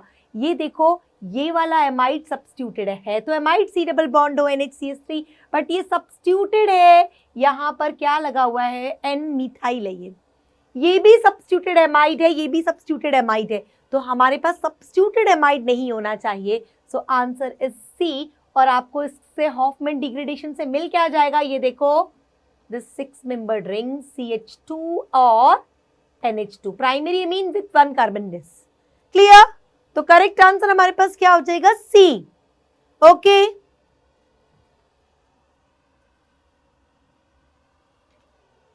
Question 6, carbylamine test is performed in alcoholic KOH by heating a mixture of. यार कार्बेलामाइन टेस्ट कौन देता है, प्राइमरी अमीन्स देते हैं। प्राइमरी अमीन्स को हम क्लोरोफॉर्म और KOH के साथ रिएक्ट कराते हैं। ये देखो, प्राइमरी अमीन को आप किसके साथ रिएक्ट कराते हो, क्लोरोफॉर्म एंड KOH, और वो क्या देते हैं, एल्काइल आइसोसाइनाइड, है ना, फाउल स्मेलिंग कंपाउंड प्रोड्यूस करते हैं। ये टेस्ट होता है प्राइमरी अमीन का, जिसे आप कार्बेलामाइन बोलते हो। एल्काइल आइसोसाइनाइड को आप क्या बोलते हो, कार्बेलामाइन। तो कार्बेलामाइन प्रोड्यूस करते हैं। तो बोल रहे carbylamine test is perform in alcoholic KOH by heating a mixture of chloroform and silver powder, ऐसा तो नहीं है। ट्राई हेलोजिनेटेड मीथेन, मतलब वही ट्राई हेलोजिनेटेड मीथेन, मतलब वही क्लोरोफॉर्म ले लो अगर Cl है तो, या ब्रोमोफॉर्म, एंड प्राइमरी अमीन, तो यही ऑप्शन सही है बिल्कुल। आगे दिया alkyl and primary amine, alkyl cyanide and primary amine नहीं, है ना, क्या हो जाएगा, trihalogenated methane and primary Amin.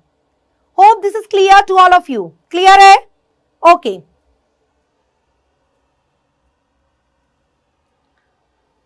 Question 7, a compound which respond to carbylamine test. अच्छा, एक कंपाउंड है that respond to carbylamine test, carbylamine test को रिस्पॉन्ड कर रहा है, इसका मतलब वो प्राइमरी अमीन है। ठीक है, प्राइमरी अमीन है, प्राइमरी अमीन देखो, अब ये डाइथाइलेमीन जो है ये तो प्राइमरी नहीं होगा, ट्राइथाइलेमीन ये भी प्राइमरी नहीं होगा, इन दोनों में से ही कोई होगा। और बोल रहे हैं is soluble in hydrochloric acid, hydrochloric acid HCl में सॉल्युबल है, ठीक है, HCl में सॉल्युबल है। And the solution on treatment with sodium nitrite, sodium nitrite NaNO2 के साथ ट्रीट करते हैं, then gives off nitrogen and leaving behind a pleasant smelling compound. अगर वो नाइट्रोजन क्या करता है, लीव ऑफ करता है, इसका मतलब कि वो प्राइमरी अमीन है और N2 उसमें से निकल जाएगी। So the correct answer is ethylamine. Okay, clear, okay. Question 8, the compound B in the reaction, देखो CH3CH double bond NH2 B2H6 H2O2 alkaline medium, ये कौन सा रिएक्शन है, हाइड्रोबोरेशन ऑक्सीडेशन। हाइड्रोबोरेशन ऑक्सीडेशन करने पर आप मुझे बताओ यहां पर क्या होगा, वाटर ऐड हो जाएगा, and by following anti Markovnikov's rule, ये एंटी मार्कोनिकॉफ्स रूल को फॉलो करके बना लेगा। ये A हो गया, और फिर बोल रहे हैं इसमें क्या डाला, H पॉजिटिव, ठीक है, ये यहां पर आ जाएगा H पॉजिटिव, प्राइमरी ये निकल तो नहीं पाएगा। और अब NaNH2 में आपके पास ये देखो Na पॉजिटिव NH2 नेगेटिव, ये न्यूक्लियोफाइल है, जाके इस पे अटैक कर देगा, OH2 निकल जाएगा और आपको क्या मिल जाएगा, CH3 CH2 CH2 and NH2। तो करेक्ट आंसर क्या हो जाएगा? देखो सी हो जाएगा। C is the correct answer. Clear है? गुड।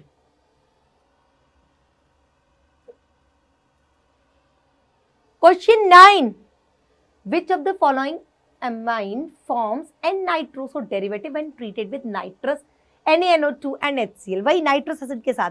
अब प्राइमरी अमीन के साथ ट्रीट करो तो नाइट्रोजन गैस निकल जाती है, अल्कोहल मिल जाता है ना। सेकेंडरी के साथ क्या मिलता है? N nitroso group. तो सेकेंडरी के साथ एन नाइट्रोसो, तो देखो सेकेंडरी कौन सा है? ये तो टर्शरी है, ये प्राइमरी है, ये प्राइमरी है। तो करेक्ट आंसर क्या हो जाएगा? सी। क्लियर है ना? एन नाइट्रोसो ग्रुप आ जाता है, मतलब एनओ ग्रुप यहां पर आ जाएगा। ठीक है, NO group. Okay, next one.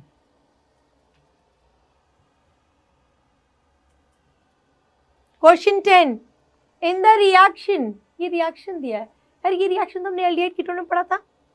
Ammonia derivative H2O निकाल देते थे। नहीं तो मैं मैकेनिज्म याद दिला देती हूँ। ये देखो, ये यहां से आप इस पे अटैक कराते थे कार्बोनाइल कार्बन पे, आपको क्या मिलता था? यहां देखो जरा ध्यान से, O नेगेटिव, और यहां क्या जाता था? NH2, NH लिख देती हूँ पॉजिटिव, एड CH2CH3। ठीक है, इंट्रामोलिकुलर प्रोटॉन एक्सचेंज क्या मिल जाता था? ये रिंग, और इस पर क्या आ जाएगा? NCH2CH3 और OH, है ना, NH। फिर यहां से वाटर निकल जाता था, याद है ना? NH2Z करके मैंने सारी रिएक्शन बताई थी, यहां पे लिख देती हूँ, रुको। फाइनली आपको ये मिल जाएगा, ये देखो, ये रिंग H2O निकल जाएगा, और H2O निकल के ये मिल जाएगा N, double bond N and CH2CH3, यही मिलता था ना। जैसे ये मिल गया, अब इसके आगे क्या किया? H2NI, H2NI क्या करेगा? डबल बॉन्ड को रिड्यूस कर देगा। डबल बॉन्ड को जैसे ही रिड्यूस करेगा तो मुझे क्या मिलेगा? ये देखो, this hexyl group and NH CH2CH3। तो करेक्ट आंसर मेरे पास क्या हो जाएगा? देखो, सी में तो सिर्फ ये यहां तक बनाया है ना, H2NI के साथ ट्रीट नहीं किया है, तो ये D is the correct answer. Clear है बेटा? बिल्कुल पक्का? Okay, yes. क्वेश्चन नंबर 11, यहां पे देखो, दिस इज सब्स्टिट्यूटेड एनिलीन, एक NO2 ग्रुप लगा है, एक NH2 ग्रुप लगा हुआ है। अब आप मुझे बताओ, इसमें ICl, 2 इक्विवेलेंट्स ऑफ ICl के साथ ट्रीट किया, 2 इक्विवेलेंट्स ऑफ ICl के साथ ट्रीट करेंगे, यहाँ तो ये इलेक्ट्रोफिलिक सब्स्टिट्यूशन रिएक्शन देगा। अच्छा, ICl में कौन सा इलेक्ट्रोफाइल है, मुझे ये बताओ। दिस इज ICl, तो यहाँ पर क्या हो जाएगा? ये I positive and interhalogen compound है, दिस इज इलेक्ट्रोफाइल, तो इलेक्ट्रोफाइल ही आएगा। किस पोजीशन पे आएगा? तो हम बोलेंगे NH2 ग्रुप में की एटम पर लोन पेयर है, दिस इज एक्टिवेटिंग ग्रुप, और NO2 क्या है? Deactivating group. तो इनकमिंग इलेक्ट्रोफाइल तो अकॉर्डिंग टू एक्टिवेटिंग ग्रुप ही आता है। तो एक्टिवेटिंग ग्रुप कहां पर इसे डायरेक्ट करेगा? At ortho and para position. देखो, पैरा पोजिशन ऑक्यूपाइड है, तो ये ऑर्थो पोजिशन खाली है दोनों, तो दोनों आई, क्योंकि 2 इक्विवेलेंट्स है, 2 इलेक्ट्रोफाइल है आपके, दोनों कहां आ जाएंगे? ऑर्थो पोजिशन पे। तो करेक्ट आंसर मेरे पास क्या हो जाएगा? देखो, ए हो जाएगा। क्लियर? ओके,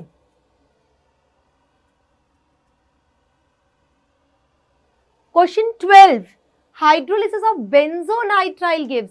यार, बेंजोनाइट्राइल क्या होता है? ये देखो, बेंजोनाइट्राइल इज बेंजीन रिंग, और इस पर क्या आ गया? CN, है ना। बेंजल, बेंजाइल, बेंजो मालूम है ना। बेंजल मीन्स क्या होता है? बेंजीन रिंग पर CH आगे जो भी हो, और बेंजाइल मतलब क्या होता है? बेंजीन रिंग पर CH2, और बेंजो मतलब बेंजीन रिंग पर C, तो ये बेंजोसाइनाइट है। ठीक है, नाइट्राइल है। तो बेंजोनाइट्राइल का क्या किया? हाइड्रोलिसिस किया। जब बेटा हाइड्रोलिसिस करोगे तो क्या होगा? C ट्रिपल बॉन्ड N है, तो तीनों क्या आ जाएंगे? OH OH OH आ जाएंगे, और तीनों बॉन्ड हटेंगे, OH OH OH आया, gem diols are not stable, water निकल जाएगा, और बेंजोइक एसिड मिल जाएगा। मिल जाएगा कि नहीं? तो करेक्ट आंसर हमारे पास क्या हो गया? C। Clear?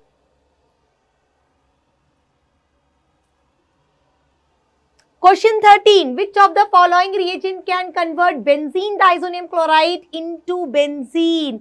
Benzene diazonium chloride को benzene में कौन change करेगा? Phosphenolic acid, that is hypophosphorus acid. ये देखो, replacement reaction is simply N2 positive.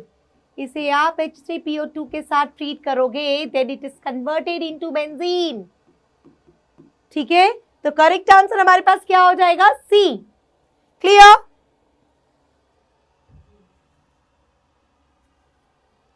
Question 14. On heating aniline with CS2. देखो, आप एनिलीन को किसके साथ रिएक्ट करा रहे हो? CS2 के साथ. चलो करते हैं रिएक्शन. याद आ गया? देख के कौन सा रिएक्शन है ये? Mustard oil reaction. आपने एनिलीन को CS2 के साथ ट्रीट कराया in presence of HgCl2.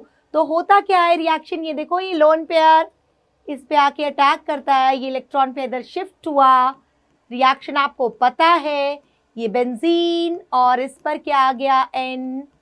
NHH positive और यहाँ क्या जुड़ गया? C double bond S and S negative. है ना बेटा? अब क्या होगा? इंट्रामोलिकुलर प्रोटॉन एक्सचेंज और ये मिल जाएगा रिंग पर NH C double bond S and SH. ये मिल गया. अब आप HgCl2 के साथ इसे रिएक्ट करा दोगे तो क्या होगा? इसमें से H2S निकल जाता है और ये किस में कन्वर्ट हो जाता है? ये देखो, आइसोथायोसाइनेट में N double bond C double bond S phenyl isothiocyanate में कन्वर्ट हो गया. इसकी स्मेल मस्टर्ड ऑयल जैसी होती है. That's why this reaction is called mustard oil reaction. तो आपको क्या मिल जाएगा? फिनाइल आइसोथायोसाइनेट मिल जाएगा. कौन सा ऑप्शन है? Option C. Clear?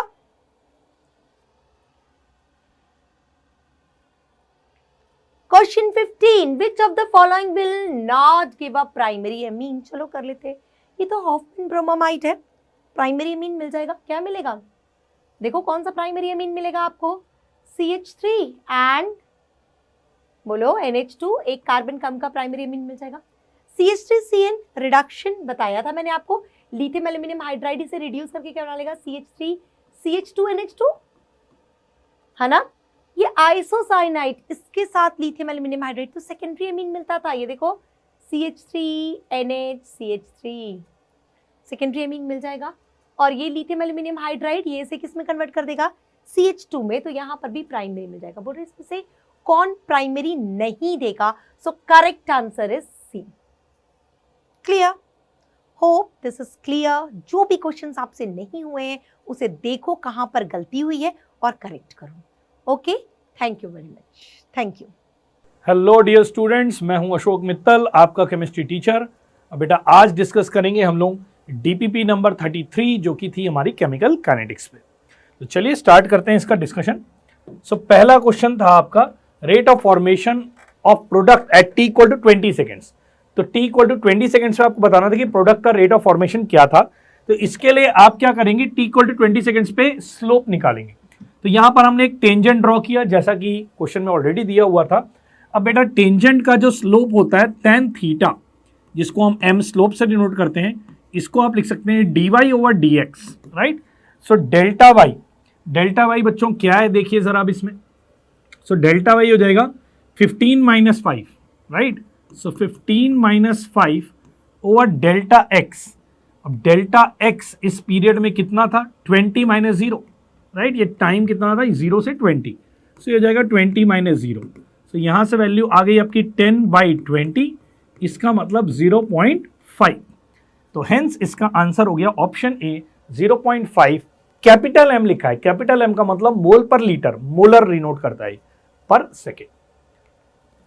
Question number 2. In the following reaction where negative sign indicates rate of disappearance of reactant X is to Y is.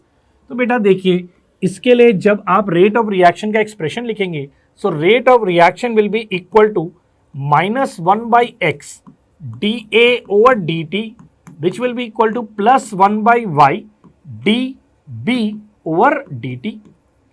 अब इस वाले टर्म को आप इधर से उठा के राइट साइड पे ले आइए, तो यहां से बच्चों आपके पास एक्सप्रेशन बन जाएगा 0 is equal to 1/x dA over dt plus 1/y dB over dt, right.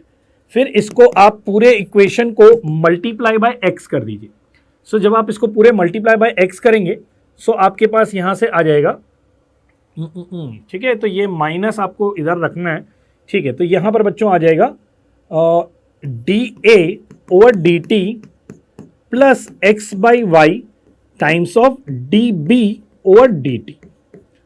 अब taking log both side, so बेटा यहां पर आ जाएगा 0 इज इक्वल टू लॉग, या बेसिकली आप क्या करिए इसको इस तरफ ले आइए, तो यहां आ जाएगा minus dA over dt is equal to x/y times of dB over dt। इस चीज को हम लोग यहां भी कर सकते थे, सीधा आप अगर x यहां पर ट्रांसफर कर देते तो ये वाली स्टेप्स आपको नहीं करनी पड़ती, ठीक है। तो इन स्टेप्स को स्किप करने के लिए सीधा x को यहां ट्रांसफर कर दीजिए, तो ये भी आ जाएगा। Now taking log both side, so बेटा यहां आ जाएगा log of minus dA over dt which is equal to log of x upon y plus log of dB over dt, right. अब जरा इसको कंपेयर करिए इन दोनों इक्वेशन को, तो यहां से आपको दिखेगा log of x upon y is equal to 0.3, ठीक। यहां से हमको मिल रहा है log of x upon y is equal to 0.3। तो अब x इज टू y की वैल्यू निकालनी है, तो किसका लॉग 0.3 होता है? सो लॉग 2 आप जानते हैं 0.3010 होता है, इसका मतलब हम ये कह सकते हैं 2 is equal to x upon y। So यहां से x इज टू y का आंसर आ गया 2:1। Question number 3, rate of formation of SO3 in the following reaction आपको देखिए ध्यान से दिया है 100 ग्राम पर मिनट। सो यहां से जब रेट का एक्सप्रेशन लिखेंगे तो rate will be equal to -1/2 dSO2 over dt which will be equal to 1/1 -1/1 dO2 over dt which is equal to +1/2 dSO2 over dt। ये एक्सप्रेशन आ गया। अब आप याद करिए, मैंने इसके क्वेश्चन भी कराए थे, आपको बताया था मोल से मोल को ही रिलेट कर सकते हैं। तो अगर ग्राम में कोई डेटा दिया है तो ग्राम वाले डेटा को पहले आप मोल में कन्वर्ट करेंगे, दूसरे का मोल निकालेंगे और फिर उसके मोलर मास से मल्टीप्लाई करके ग्राम करेंगे। तो अभी आपको जो डेटा दिया है SO3 का दिया है, तो बेटा आपको जो दिया हुआ है dSO3 over dt rate of formation plus ds over dt दिया आपको 100 ग्राम पर मिनट। सो ये हो जाएगा 100 डिवाइडेड बाई SO3 का मोलर मास निकालेंगे आएगा 80, ये बेटा हो जाएगा मोल पर लीटर पर मिनट, ठीक। ओके सर, अब rate of disappearance of O2 निकालना है, तो हमको बेटा निकालना जो है वो निकालना है आपको -dO2 ओवर dt। अब जरा यहां से देखिए -dO2 ओवर dt किसके बराबर है? -2 ओवर dt ओवर dt ये है +1/2 dSO3 ओवर dt। तो this should be equal to 1/2 times of dSO3 over dt which is equal to 100/80। So ये इतना आ गया यहां से मोल पर लीटर पर मिनट। हाउएवर आपके जो ऑप्शंस हैं आपको दिख रहा है ग्राम पर लीटर पर मिनट में है, तो इसको molar mass of oxygen which is 32 इससे मल्टीप्लाई करेंगे आप। सो ग्राम पर लीटर पर मिनट में आंसर आ जाएगा आपके पास यहां से, और इसको जब आप सॉल्व करेंगे तो आपके पास डी आंसर आएगा विच इज 20 ग्राम पर लीटर पर minute. Fourth question, now A B B से प्रोडक्ट्स बन रहा है, तो dx/dt आपको रेट लॉ एक्सप्रेशन दिया है। If concentration of A is double rate is 4 times. So अगर ए को डबल करने से रेट 4 टाइम्स हो रहा है तो ए की वैल्यू बच्चों क्या हो गई? 2 हो गई, राइट। ये rate law, integrated rate law वाले भी कॉन्सेप्ट मैंने आपको पढ़ाया था, इसमें न्यूमेरिकल्स कराए थे, उसी से रिलेटेड है। If concentration of B is made 4 time rate is double. अगर बी को 4 गुना करने से रेट डबल हो रहा है मतलब बी का पावर क्या हो जाएगा? हाफ। तो यहां पर आपको दिख रहा है ए की वैल्यू 2 है, बी की वैल्यू हाफ है, एंड ये एलिमेंट्री रिएक्शन रिप्रेजेंट कर रहा है because stoichiometric coefficient he order of reaction है। इसीलिए बच्चों यहां पर इसका मतलब ये रिएक्शन कुछ ऐसा दिखेगा, 2a plus half B gives product. यहां से हमारे पास रिएक्शन के स्टोइकियोमेट्रिक कोएफिशिएंट आ गए। नाउ अब आपको बोला है what is the relationship between rate of disappearance of A and that of B. So इनके बीच में क्या रिलेशनशिप है? तो देखिए यहां से जब आप रिलेशनशिप लिखेंगे इसके लिए तो यहां आ जाएगा -1/2 dA over dt, this should be equal to 1/2। 1/2 मतलब हो गया 2 times of dB over dt। सो अब जरा चेक करते हैं कौन सा ऑप्शन इसमें मैच हो रहा है। तो आप देखिए यहां से minus D A over D T, two उधर ले जाएंगे तो क्या बन जाएगा 4 times of D B over D T बन जाएगा, जो कि हमारा ऑप्शन बी से मैच हो रहा है, इसीलिए इसका आंसर हो गया ऑप्शन बी। सो आप देखेंगे तो ये सब बढ़िया लेवल के क्वेश्चंस कहलाएंगे। हाउएवर ये क्वेश्चंस काफी आसान है, अगर आपका फंडामेंटल क्लियर है तो ये काफी इजीली आप कर सकते हैं। जिन बच्चों को इन क्वेश्चंस को समझने में दिक्कत हो रही है, आई विल रिकमेंड कि हमारे जो केमिकल काइनेटिक्स का मेरा जो लेक्चर हुआ है उसको आप एक बार देखिए, उससे समझिए, नोट्स बनाइए, थोड़ा सा प्रैक्टिस करिए, फिर इन क्वेश्चंस को अटेम्प्ट करिए, आपसे सारे क्वेश्चन बड़े आसानी से हो जाएंगे। अब देखिए, for this reaction 2NO plus 2H2 gives N2 plus 2H2, the rate expression can be written in following ways, right. So ये देखिए dN2 और dt के टर्म्स में लिखा है, फिर dH2 और dt के टर्म्स में लिखा है, फिर dNO और dt के टर्म्स में लिखा है, फिर H2 के, चारों के टर्म्स में लिखा हुआ है। The relationship between K1 K1 dash and K1 double dash is, so याद करो बच्चों, मैंने आपको बताया था, ठीक है, इनके बीच में क्या रिलेशनशिप होता है, उसके स्टोइकियोमेट्रिक कोफिशिएंट टाइम हो जाता है। तो यहां पर K1 की वैल्यू बेटा क्या हो जाएगी, N2 का स्टोइकियोमेट्रिक कोफिशिएंट 1, सो K1 की वैल्यू बच्चों यहां क्या होगी 1। फिर आपको यहां पर K की वैल्यू कितनी होगी, K की वैल्यू हो जाएगी DH2 और DT, so K1 will be equal to 1 times of KR, ठीक है। देखिए K1 will be equal to 1 times of KR, K2 will be equal to, K2 तो यहां है नहीं, यहां क्या है K, so K will be equal to H2O, H2O का स्टोइकियोमेट्रिक कोफिशिएंट था 2, so 2 times of KR। Then इसके बाद नेक्स्ट है K1 dash, K1 dash is equal to NO के टर्म्स में, NO का स्टोइकियोमेट्रिक कोफिशिएंट क्या है 2, सो बेटा ये हो जाएगा 2 times of KR and K1 double dash, K1 double dash will be equal to H2 का स्टोइकियोमेट्रिक कोफिशिएंट विच इज 2, तो ये हो जाएगा 2 टाइम्स ऑफ KR। अब यहां से आप K1 K1 डैश K और K1 डबल डैश में रिलेशनशिप निकाल सकते हैं। सो अब देखिए यहां पर क्या निकल के आ रहा है, K1 और K1, ये देखिए K1 dash and K1 double dash, ये तीनों तो बराबर हैं, और K1 कितना है 1 टाइम्स KR है, तो बेसिकली ये तीनों डबल है और K1 इनका आधा है। तो अब आपको दिख रहा है यहां पर कि ये आधी वैल्यू है और ये सब इनके क्या है, K1 क्या है इसका आधा है और बाकी सब इससे डबल है, तो K is equal to 2 times K1, K1 dash is 2 times K1 and K1 double dash is also 2 times K1। अगर आपको ये क्वेश्चन समझने में दिक्कत आ रही, कॉन्सेप्ट समझने में दिक्कत आ रही है, तो आई विल रिकमेंड कि आप जो लेक्चर पढ़ाया गया था उसको एक बार रिफर करिए, बिकॉज ये थ्योरी है, इसको प्रॉपर पढ़ के ही आप इस क्वेश्चन को समझ पाएंगे। आगे बढ़ते हैं बच्चों, for a reaction this the rate law expression is given by this, then. अब देखिए यहां पर हमको कहीं भी नहीं दिया कि ये रिएक्शन एलिमेंट्री की कॉम्प्लेक्स, तो अगर एलिमेंट्री कॉम्प्लेक्स नहीं पता है तो इसका मतलब sum of order of reaction stoichiometric coefficient may be equal to order of reaction या may not be equal to order of reaction। तो basically sum of stoichiometric coefficient है हमारा P प्लस Q और ऑर्डर दिया है आपको 1 plus M, ये order है, तो ये दोनों सेम हो भी सकता है, नहीं भी हो सकता है, तो यहां पर P एंड Q may और may not be equal to 1 plus M, यही इसका आंसर हो जाएगा। अगर ये रिएक्शन एलिमेंट्री होती तब हम कह सकते थे P plus Q is equal to 1 plus M, however ऐसा कुछ मेंशन नहीं है, इसीलिए हम कुछ कमेंट इस पे नहीं कर सकते। For the irreversible process A plus B gives product, the rate of first order with respect to A and second order with respect to B। So बेटा यहाँ पर रेट लॉ एक्सप्रेशन हम लिख लेते हैं, A की पावर 1 है and B की पावर 2 है। If 1 mole each of A and B is introduced in 1 liter vessel, दोनों का 1 मोल था, initial rate was 10 की power -2 mole per liter per second, rain when half of the reactants has been turned into products। तो जब बच्चों ये आधा react कर चुका है, सो आधा रिएक्ट अगर ये भी कर दिया तो ये A/2 बच जाएगा पावर 1 और B क्या हो जाएगा B/2 की पावर 2, तो ओवरऑल जो नया रेट R2 होगा उस पे कितना फर्क आएगा 1/2 की पावर 1 एंड 1/2 की पावर 2, तो मतलब ये हो जाएगा हाफ इंटू 1/4, इसका मतलब 1/8 टाइम्स हो जाएगा।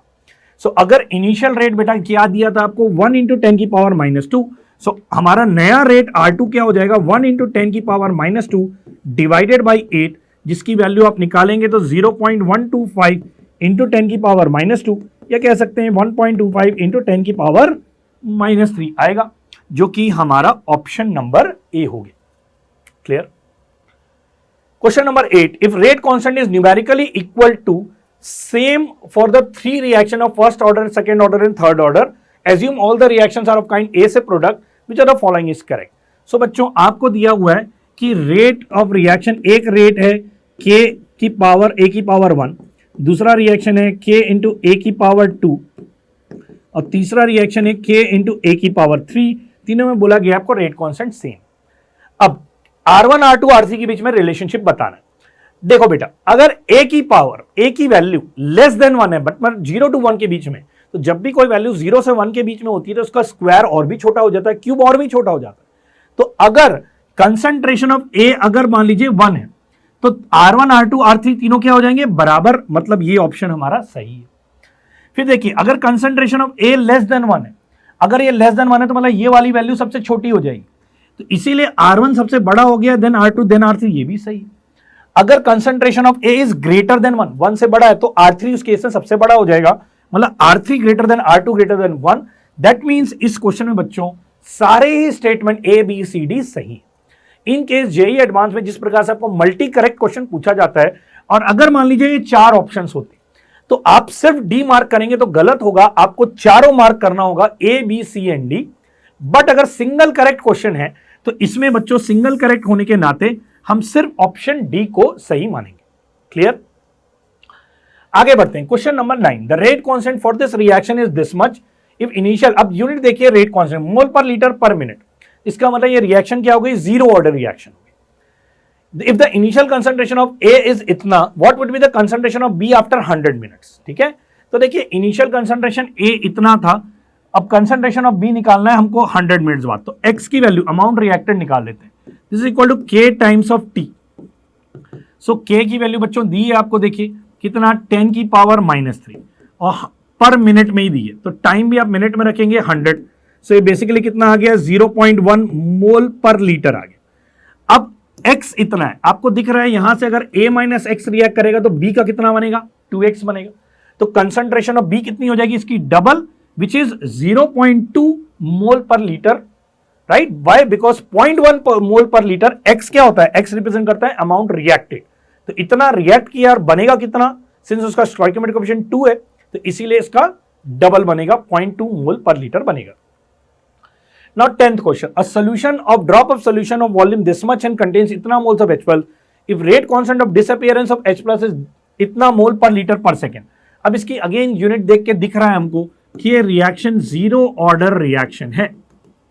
How long will it take H+ to disappear? So बेटा जीरो ऑर्डर रिएक्शन के लिए AT is equal to A0 minus KT equation valid होता है। अब टाइम ऑफ कंप्लीशन, मतलब रिएक्टेंट जब पूरा का पूरा खत्म हो जाए वो निकालना है, तो उस टाइम पे AT की वैल्यू क्या हो जाएगी, 0, A0 रहेगा माइनस K टाइम्स T। तो यहां से जब T की वैल्यू निकालेंगे तो ये निकलेगा A0 by K। A0 by K क्या रिप्रेजेंट करता है, time of completion of a zero order reaction. Zero order reaction इतनी देर बाद खत्म हो जाता है, पूरा का पूरा रिएक्टेंट कंज्यूम हो जाता है। अब बस बेटा इसमें आपको सब्स्टिट्यूट करना है वैल्यू। A0 इनिशियल कंसंट्रेशन है विच इज 3 × 10 की power -6 moles divide by volume दिया था आपको 0.05 ml, तो 0.05 इंटू 10 की पावर -3 करना पड़ेगा क्योंकि लीटर में करेंगे, डिवाइड बाय K की वैल्यू बच्चों आपको दी है 10 की पावर 7। इसको पूरे इक्वेशन को आप सॉल्व करेंगे तो आपका ऑप्शन सी से आंसर मैच हो जाएगा और यही इसका आंसर। तो टाइम ऑफ कंप्लीशन हमने कैसे निकाला, जब concentration of A become 0 and it comes out to be A0 by K। बाकी तो हमने सिंपली वैल्यू सब्स्टिट्यूट की है, कैलकुलेशन की है और इससे आंसर आ गया।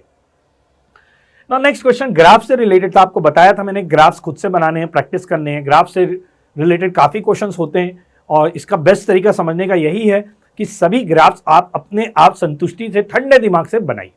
एक बार आप सारे ग्राफ्स बना लेंगे, आपको सारे ग्राफ के क्वेश्चन आसान लगने लग जाएंगे। जब तक आप ग्राफ अपने आप हाथों से नहीं बनाएंगे तब तक ये क्वेश्चन थोड़े से आपको ट्रिकी लगेंगे, डिफिकल्ट लगेंगे। चलिए देखते हैं। The graph between concentration of product and time of a reaction A से B is of time। ठीक है, x वर्सेस टाइम का ग्राफ ये दिया आपको, product versus, hence the graph is। तो याद करिए बच्चों x is equal to KT, ये किस में आता था, ये आता था हमारा zero order reaction, right. Zero order reaction में आता था, तभी x वर्सेस t का graph straight line passing through origin है। तो अब आपको -dA over dt versus time का ग्राफ निकालना है। तो -dA ओवर dt क्या रिप्रेजेंट कर रहा है, एक तरह से रेट ऑफ रिएक्शन रिप्रेजेंट कर रहा है, -dA over dt versus time. तो जीरो ऑर्डर रिएक्शन का क्या होता है, rate of reaction versus time का graph, straight line parallel to x axis because rate is equal to K times AT की पावर 0। तो इसीलिए इसका आंसर ये हो गया। अब जरा चेक करते हैं, इसका आंसर ऑप्शन सी से मैच हो रहा है, इसीलिए इसका answer option C. Next question number 12, what will be the order of reaction and rate constant for a chemical change having log 50% versus log concentration of A is. तो बेटा यहां से दिख रहा है आपको कि log of t half is equal to y is equal to mx, put करिए एक तरह से इक्वेशन, है ना, y is equal to mx plus c तो है नहीं बिकॉज इंटरसेप्ट 0 है, m की वैल्यू कितनी है 1045 डिग्री, 1045 डिग्री मतलब 1, तो t half is equal to x, x कितना हो गया log ऑफ a। तो यहां से हम बोल सकते हैं t half is equal to initial concentration a, right. अब half life versus initial concentration, यहां से दिख रहा है आपको half life is directly proportional to initial concentration. ये कब होता है? ये होता है सर जीरो ऑर्डर रिएक्शन में, राइट। जीरो ऑर्डर रिएक्शन का हाफ लाइफ होता है A0/2K, तो ये उसमें होता है। अब तो इसीलिए ये रिएक्शन आपको पूछा है जीरो ऑर्डर, तो ये जीरो ऑर्डर निकल गया। उसके बाद दूसरा सवाल क्या है? And rate constant, rate constant पूछा है। सो देखिए आपके पास हाफ लाइफ होता है वहां पर A0/2K, ठीक। सो यहां से K की वैल्यू आ गई A0/2 times of t half, तो यहां से टी हाफ की वैल्यू है किसके बराबर? A0 के बराबर। सो ये आ गया A0 divided by 2 times of A0, A0 cancel, तो हाफ लाइफ यहां से हाफ आ गई, इसीलिए इसका आंसर हो गया option A.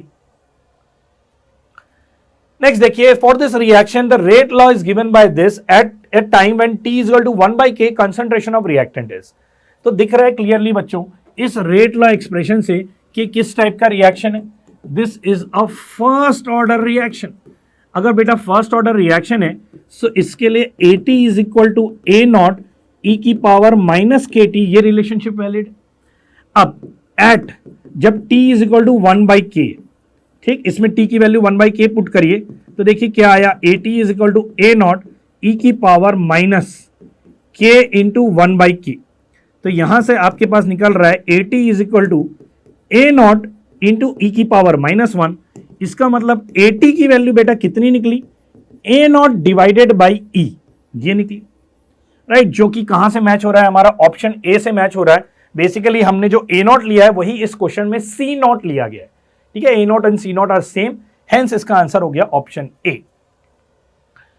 Question number 14, two substances half life इतना एंड इतना taken in such a way that initially concentration of A is 4 times of B, the time after which both of the concentration will be equal।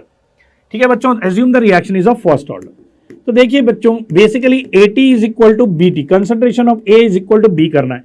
अब AT क्या होता है? A0 e की power minus K1 times of T, अब BT क्या होता है? B0 e की power minus of K2 times of T, T निकालना है। अब देखिए A0 is equal to 4 times of B0, so A0 की जगह हम लिख लेते हैं 4 टाइम्स ऑफ B0 e की पावर माइनस, इसका हाफ लाइफ दिया ये, तो K क्या हो जाएगा? 0.693 by T half, right. So यहां पर ये आ जाएगा 0.693 divided by T equal to 5 minute, ठीक है, इतना times T, this should be equal to, या फिलहाल मैं ऐसा करता हूं इसको K लिख देता हूं, e की power minus K1 times of T should be equal to, यहां से आ गया अपने पास B0 इंटू ई की power minus K2 times of T। सो ये कैंसिल हो गया। सो यहां से आपके पास बेटा आ गया 4/1 इज इक्वल टू ई की power minus K2 minus K1 times of T, ये आ गया। अब taking log both side, so log 4 को लिख सकते हैं log 2 square 2 log 2, so 2 times of log 2 आ जाएगा 2 times of natural log of 2, तो 2 times of 0.693 is equal to, यहां से बच्चों आ जाएगा minus of K2 minus K1 times of T, so 2 times of 0.693 is equal to K2 minus K1। अब K2 K1 क्या रखेंगे? K की वैल्यू लिख सकते हैं 0.693 बाई T हाफ, तो यहां आ जाएगा 0.693 बाई T हाफ। अब T हाफ इसका कितना दिया? पहले वाले का K2 वाले का दिया 1/15, ठीक, माइनस 1/5 इंटू T। तो अब देखिए इस पूरी इक्वेशन में सिर्फ T अननोन है, बाकी सब नोन है। यहां से आप सॉल्व करेंगे तो T की वैल्यू 15 मिनट्स आपके पास आ जाएगी। तो कोई बहुत बड़ी बात नहीं थी, थोड़ा सा कैलकुलेशन था। इसको अगर आप ठंडे दिमाग से संतुष्टि से करेंगे step by step, you will definitely reach your answer. ठीक है, सो ये सेशंस बेसिकली आपको एक हिंट देने के लिए होते हैं, तो ये आपको मेरे ख्याल से सफिशिएंटली गुड हिंट मिल चुकी होगी अब इससे। नेक्स्ट क्वेश्चन देखिए, reaction follows the given concentration molarity versus time graph, the rate of reaction at 20 seconds will be. तो 20th सेकेंड पे आपको रेट ऑफ रिएक्शन निकालना है। सो 20 सेकेंड मतलब यहां पर निकालना है। अब इस ग्राफ का हमको यहां पर देखिए, ये एक आपको पहले से ही क्वेश्चन में टेंजेंट मार के दिया हुआ है। अभी यहाँ बीच में आ रहा है, तो बीच में आ रहा है तो यहाँ पर मान लेते हैं वैल्यू 50 है, और ये यहाँ पर इसके बीच में आ रहा है, तो यहाँ पर इसके बीच में आ रहा है, तो यहाँ पर मान लेते हैं 0.2 और 0.3 के बीच में वैल्यू है 0.25। अब आपको निकालना है इसका स्लोप। तो राइट, स्लोप यहां पर क्या दिख रहा है, again first order reaction, the rate for this reaction at 20 seconds will be. ठीक है, rate of reaction at 20 seconds आपको निकालना है इसको। तो ये फर्स्ट ऑर्डर रिएक्शन है, कैसे पता, बिकॉज एक्सपोनेंशियली डिक्रीज हो रही है, तो rate of reaction will be equal to k times concentration of A, right. So यहां से रेट ऑफ रिएक्शन आप निकालेंगे, इसका स्लोप पहले, तो इसका स्लोप आएगा आपके पास dy ओवर dx। ठीक, इसका स्लोप dy ओवर dx निकलेगा, dy की वैल्यू है 0.25 और dx की वैल्यू है यहां से 50। ठीक, सो यहां से इस वैल्यू को आप निकालेंगे और इसके बाद इस इक्वेशन में यहां पर इसको सब्स्टिट्यूट करेंगे t इक्वल टू 20 सेकेंड्स के लिए। यहां से आपके पास k आ जाएगा और यहां इसको जब सब्स्टिट्यूट करेंगे तो आपके पास ऑप्शन डी इससे मैच कर जाएगा। तो इस क्वेश्चन को बाकी आप लोग फिनिश करेंगे एंड यू विल फाइंड कि option D is the correct answer.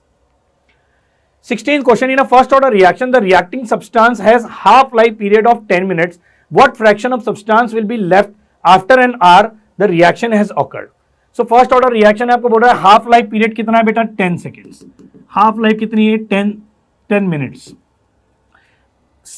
1 घंटे बाद, 1 घंटे का मतलब कितने हो गए, 6 हाफ लाइफ होगी। 6 हाफ लाइफ बाद कितना फ्रैक्शन बचेगा। तो बच्चों fraction of substance left after n half life is given bye a0 की पावर 2 की पावर n, और यहां a0 इनिशियल कंसंट्रेशन है 2 की पावर 6 हो गया है।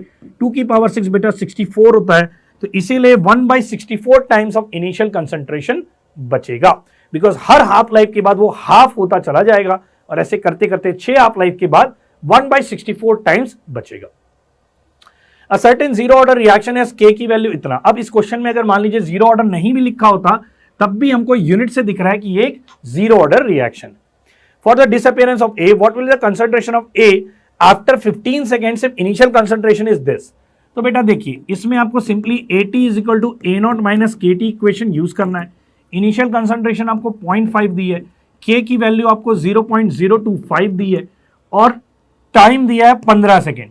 सिंस ये ध्यान देना है कि k की वैल्यू अगर पर सेकेंड में ले रहे हैं तो टाइम भी आपको सेकेंड्स में लेना है। इस इक्वेशन को आप सॉल्व करोगे और आपके पास ऑप्शन सी आपका आंसर मैच करेगा। Question number 18, the data for this reaction is given as follows, the rate law is. तो अब बच्चों इसमें ध्यान से देखेंगे कि किस तरह से रिलेटेड है। तो सबसे पहले तो देखिए B की कंसंट्रेशन कांस्टेंट रख के जब A को हमने डबल किया तो रेट देखिए 8 गुना हुआ। अगर एक की कंसंट्रेशन कांस्टेंट रख के डबल कर रहे हैं, रेट इज इक्वल टू, पहले तो रेट लॉ एक्सप्रेशन लिख लेते हैं, A की पावर x एंड B की पावर y। तो यहां से हमको x की वैल्यू समझ में आ रही है 3 होगी। क्यों? बिकॉज A की वैल्यू डबल करने से रेट 8 गुना हुआ है, तो 2 की पावर 3 8 होता है इसीलिए। देन अब देखते हैं, अगर A0 की कंसंट्रेशन अब B के लिए निकालना है हमको, तो यहां पर देखते हैं हम लोग फर्स्ट और थर्ड डेटा को कंपेयर करो आप। A की कंसंट्रेशन कांस्टेंट रख के B की जब डबल किया तो रेट कांस्टेंट है, देखिए ध्यान से। फर्स्ट और थर्ड डेटा को देखिए, फर्स्ट और थर्ड को A की कंसंट्रेशन को कांस्टेंट रखा है, देखिए 0.012 0.012। B की कंसंट्रेशन को डबल किया तो रेट क्या है, वही का वही है, राइट। इसका मतलब B के कंसंट्रेशन के इंडिपेंडेंट है, मतलब Y की वैल्यू क्या हो गई, 0। मतलब रेट लॉ एक्सप्रेशन क्या हो गया, rate is equal to K into A की पावर 3, विच इज हमारा option number B. Then next question ये देखिए, दिखने में बड़ा लंबा चौड़ा खतरनाक दिख रहा है बट है आसान। The kinetic data for the given reaction is provided in the following table from the 3 experiments. तो 3 डेटा आपको दिया है। In another experiment starting with initial concentration of 0.5 and 1 molar respectively for A and B at 300 Kelvin. Find the rate of reaction after 50 minutes from the start of experiment. तो अब पहले तो यहां से बच्चों रेट लॉ एक्सप्रेशन हम बनाएंगे. Rate is equal to के टाइम्स ए की पावर एक्स एंड बी की पावर वाई.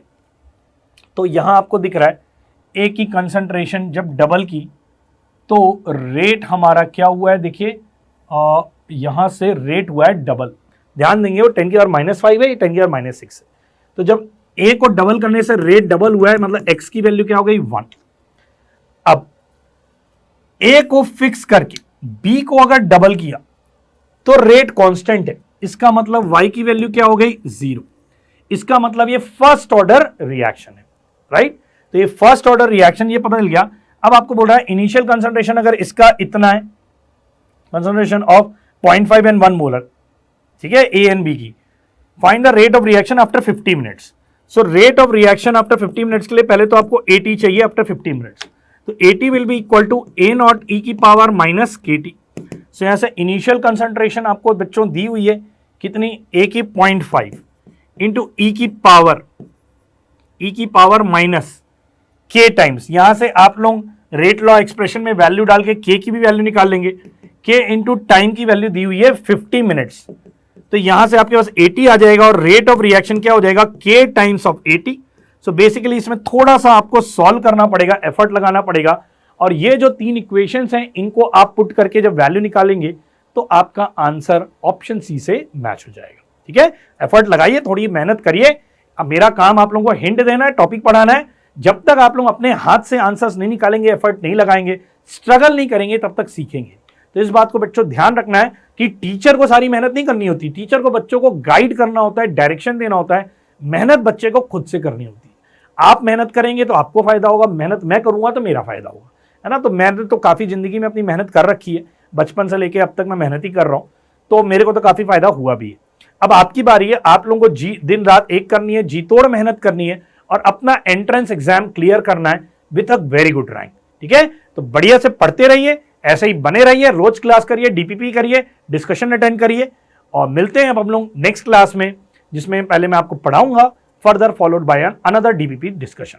तब तक के लिए ऑल द बेस्ट.